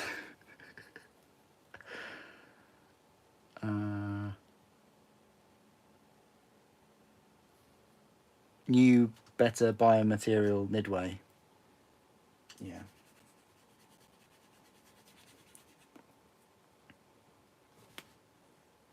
Oh, is the Midway. Sorry, YouTube have done this silly thing on live streams where they put a big love heart. Look at this. If I press it... Oh, okay. There we go. If I press it, I can't really get rid of the love heart on the bottom right. Okay, oh well. So I can't read all of your...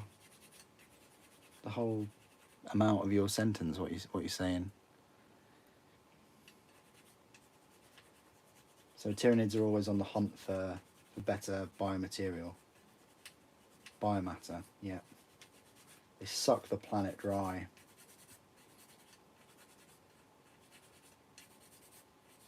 It's not just like, I say living things, you know what I mean, like actual animals. It's all of the fauna and stuff, isn't it, as well? It's all the nutrients on a planet. I mean, I don't know how they suck up like the water and the oceans and things. Do they have like big straws or something? I don't know.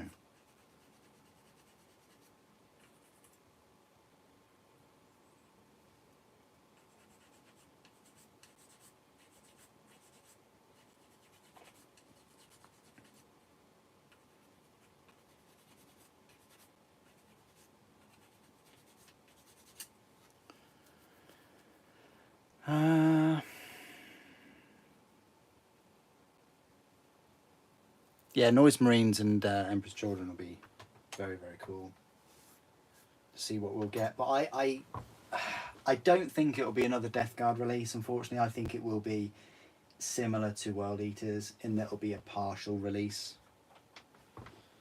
Yeah, I don't think they'll go full Death Guard, which will be a bit of a shame. But we'll see. We'll see what happens.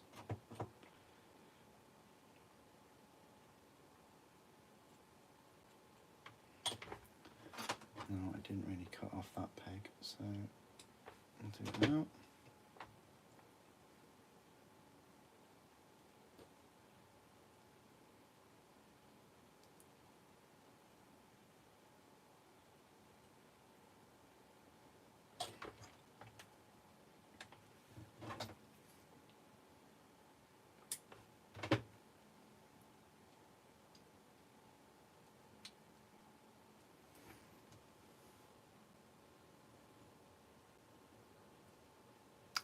It does all start with hearts and kisses. Yeah, it all starts off with emojis, and before you know it,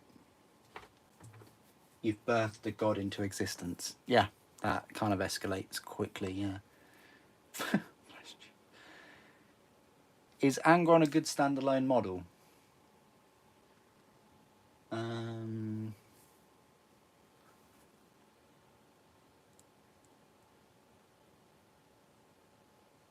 What would you use him for, though? Like,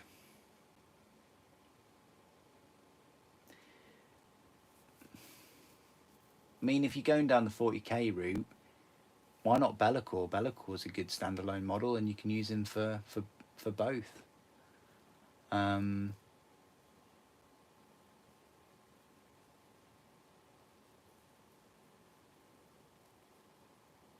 To build, I definitely had more fun building Mortarion and an Archaon as well than Angron. I mean, it depends if you've got 100 quid to drop. That's the thing as well. If you really like Angron that much, it just seems like quite a lot of money if you're not going to collect an army or give them a bit of a force. That's all.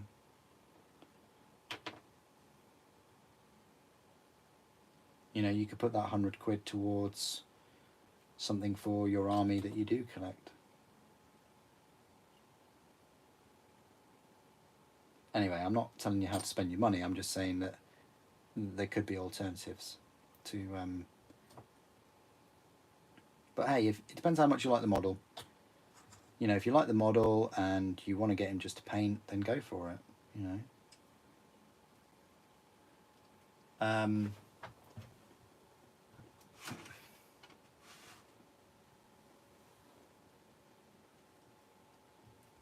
It's like this particular model. Like I just fell in love with this model, and you know, she's my bae, and I just thought, I don't know, I always like to go to Greg's or something after looking at her. She's just gorgeous. So, will I ever use her in game? Probably not. She throws up quite a lot, but that's fine. You know, her diet isn't the best, but you know, her skin's still looking good for 400 years old, I guess.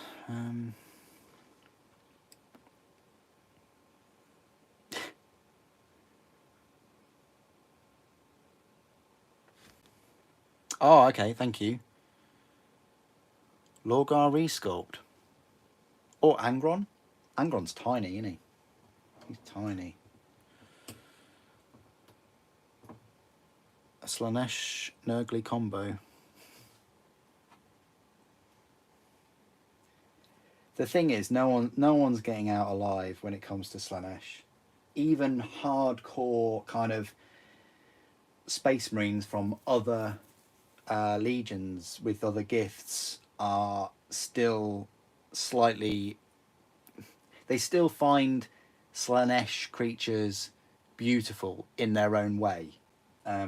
So if that has an effect on those, you can only imagine what kind of effect it has on, you know, undoctrinated beings, if you want to put it that way. That's why it's quite easy to succumb to chaos.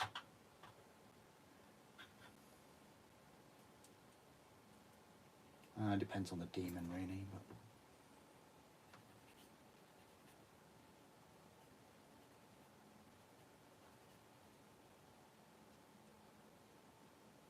right, what I'll do is we'll put a bit of this Terminators.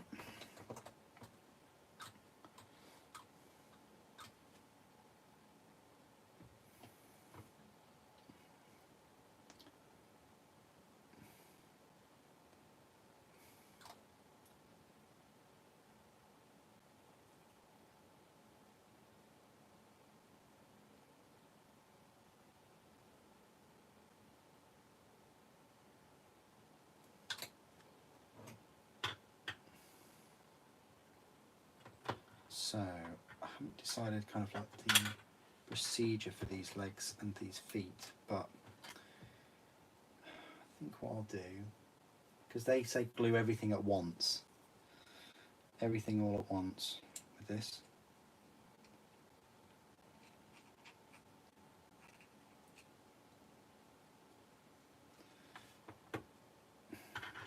And what's slightly annoying is that this is a half circle.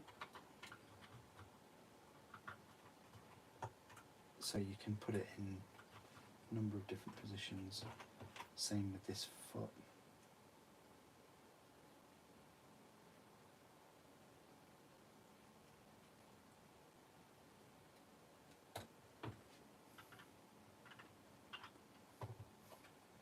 And then I have to be quick about this.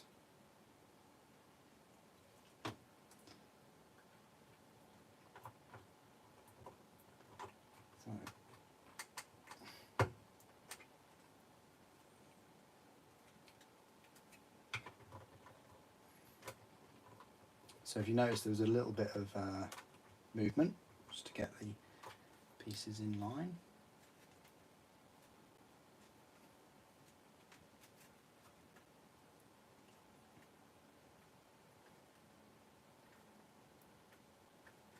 Good. It's quite stable.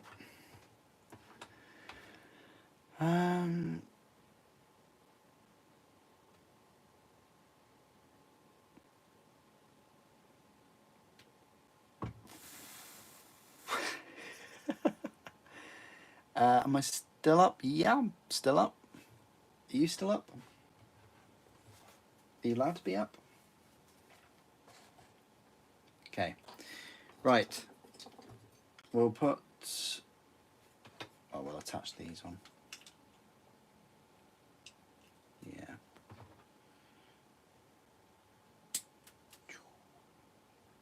Yeah, we're going to finish this Dreadnought.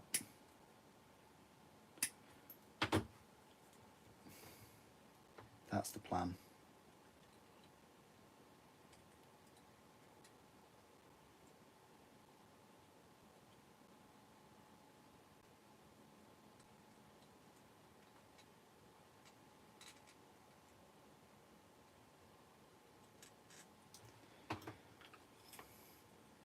But what they tell you to do, though, is glue it directly on to the waist straight away, like this, like. So they say, yep, we'll just glue you on like so.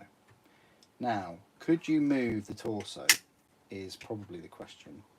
At the moment, no, but I think you could cut the two pegs off, and you could move it a little bit.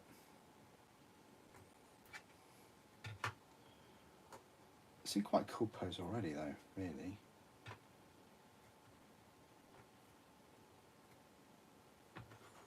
Yeah, got a Leviathan here.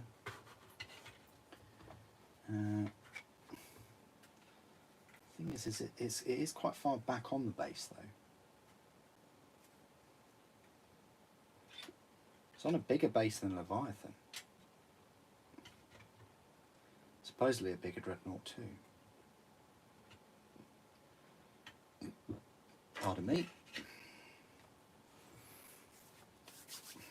Okay, right. We'll put this front armour on. How does this go on? See, so this isn't push to fit. There's no like pegs and sockets. So this would go on kind of loose, maybe? Let's find out where the contact points are. So all along this area here, and also on the top. So all along here, and in these gaps, and along there, and then should and possibly. No, I'm not going to risk that. I'm not quite sure whether that top part will. I think it would. That'd be fine.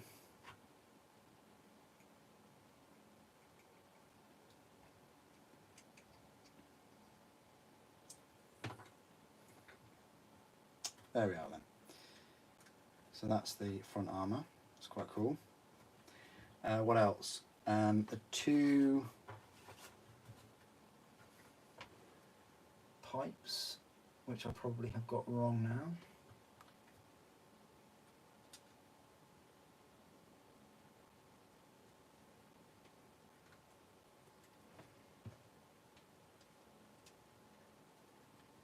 Do they really go in one? Are they the same? I'm intrigued. Come on.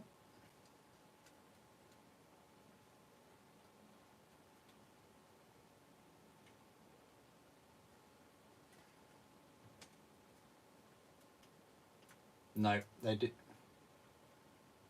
I think they only go one way, so I'll respect that.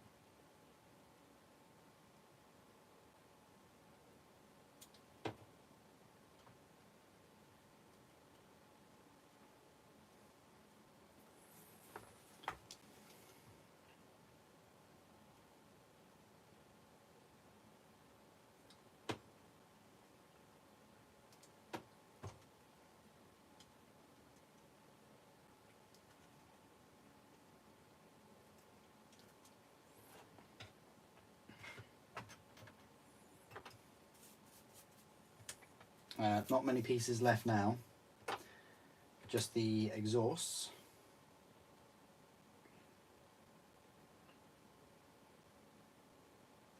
or exhaust covers.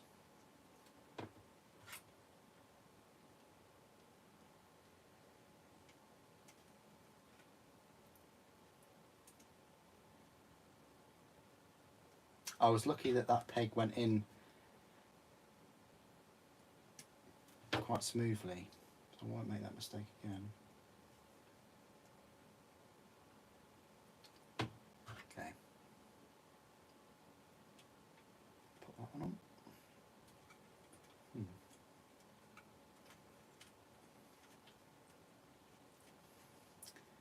So I've cut this peg, but there is a bit of a gap anyway.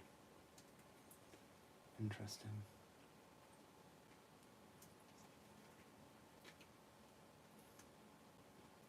Not much we can do about that other than use a bit of green stuff later.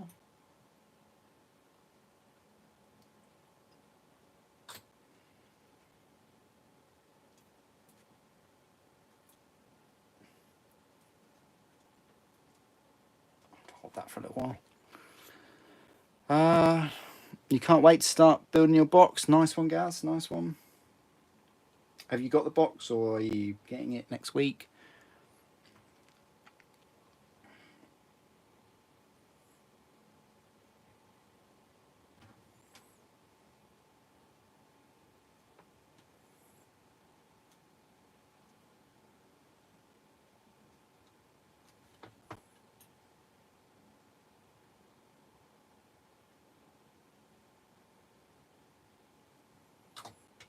Okay, so weapon systems now.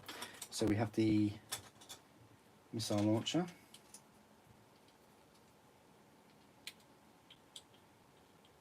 Which is the left side, I believe.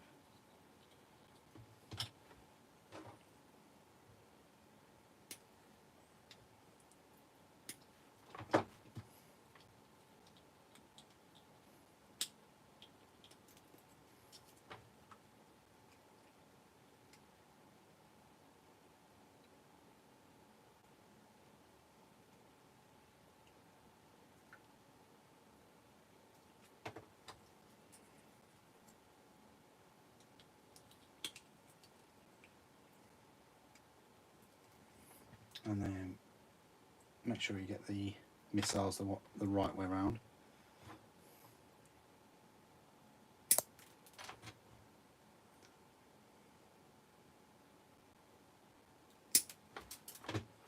Good job, my Titan has void shields. That went straight through him.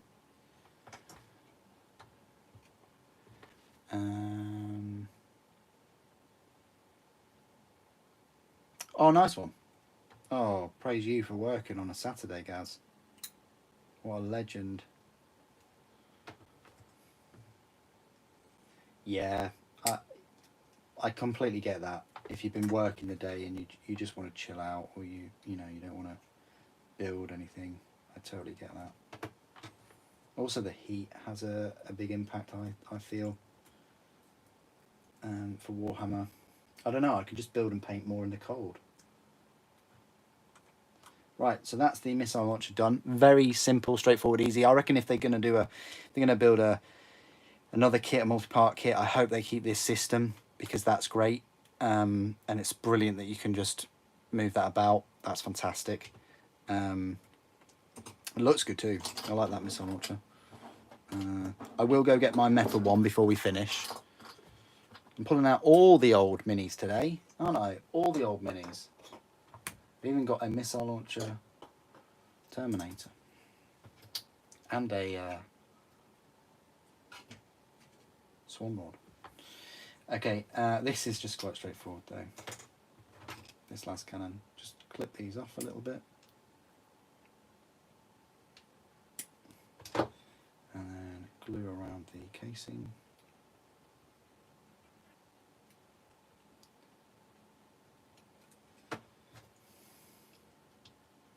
And we should be good to go. And then, yeah, so it's up to you if you want to glue. I'm not going to, because they seem to go in there quite snugly. Nice, it's a nice fit. That's what you want always. So I'm going to leave mine like that. They don't wobble about. You can glue if you really want to defy gravity, but they're not going to fall out.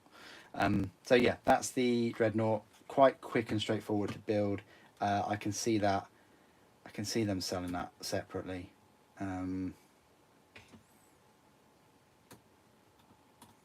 For like £25 or so, maybe.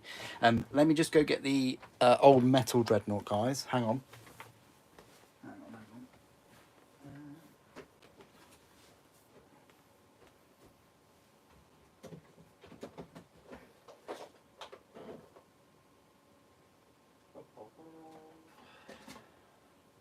Okay.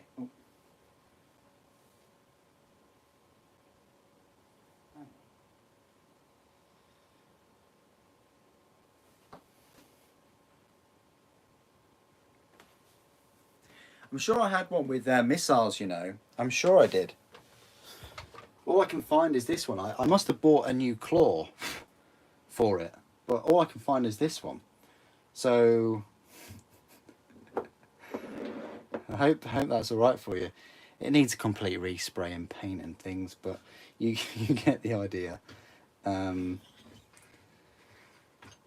There. So we've got a what I'd say probably 25-year-old Dreadnought there, and easily a 25-year-old Terminator.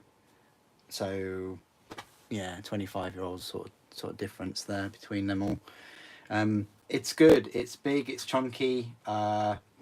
It's compared to a Leviathan. It's bigger, just a little bit bigger. Very similar. Telemon is still going to be bigger, of course. But yeah, and then you just throw in a Contemptor as well. I just think there's something missing with it.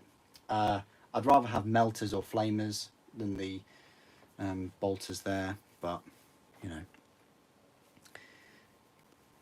yeah, it's better than I thought it would be. Obviously it's easy to build, so all of these easy to build are quite straightforward, but it would be nice to get a multi-part kit instead of the close combat one that I always forget. Sorry, Maxim. So yeah, cool. Oh, you're very welcome, Carl. Thank you. Nice one, Warns. Nice one. You're gonna retire your Terminators for 3rd edition now. Yes, I think you can. I mean, yeah, these ones are fantastic. Don't get me wrong. You know, they're still good for like extra parts and customizing posability. I hope that the new Terminators get their kit, like with Indomitus. We saw Blade Guard get their own kit, and the bikes get their own kit, and you know, I hope they do that, and I hope that these minis for Space Marines in this set, I hope that's not the end of the story. I really hope that we get more, and they build on it, and they produce multi-part kits. And I can easily see this Dreadnought being in the next Hachette Parkworks subscription over a couple of issues. Likewise, I can see him being in the issues as well. So, yeah. Okay, so Brutalis, thank you. Brutalis, I will never remember that. Sorry, Maxim, Brutalis. And yeah. So I've been live streaming for over 4 hours continuously now. So I'm gonna need some food and go to sleep and all the rest of it. I would love to come back tomorrow and live stream again for you all. But yeah, I can't do that tomorrow. But I hope you have fun with your sets tomorrow. Maybe get some painting done. That would be great. And next time I'll be on. I'll try and be on like every night this week. I know I'm saying that now, but I would like to, even if the live stream's only about an hour, that would be quite cool. I can put off playing Final Fantasy for a while, because these have been pretty nice to put together actually. They've been all right. I'm not really looking forward to the Infernus Marines though. But yeah, I'll be building some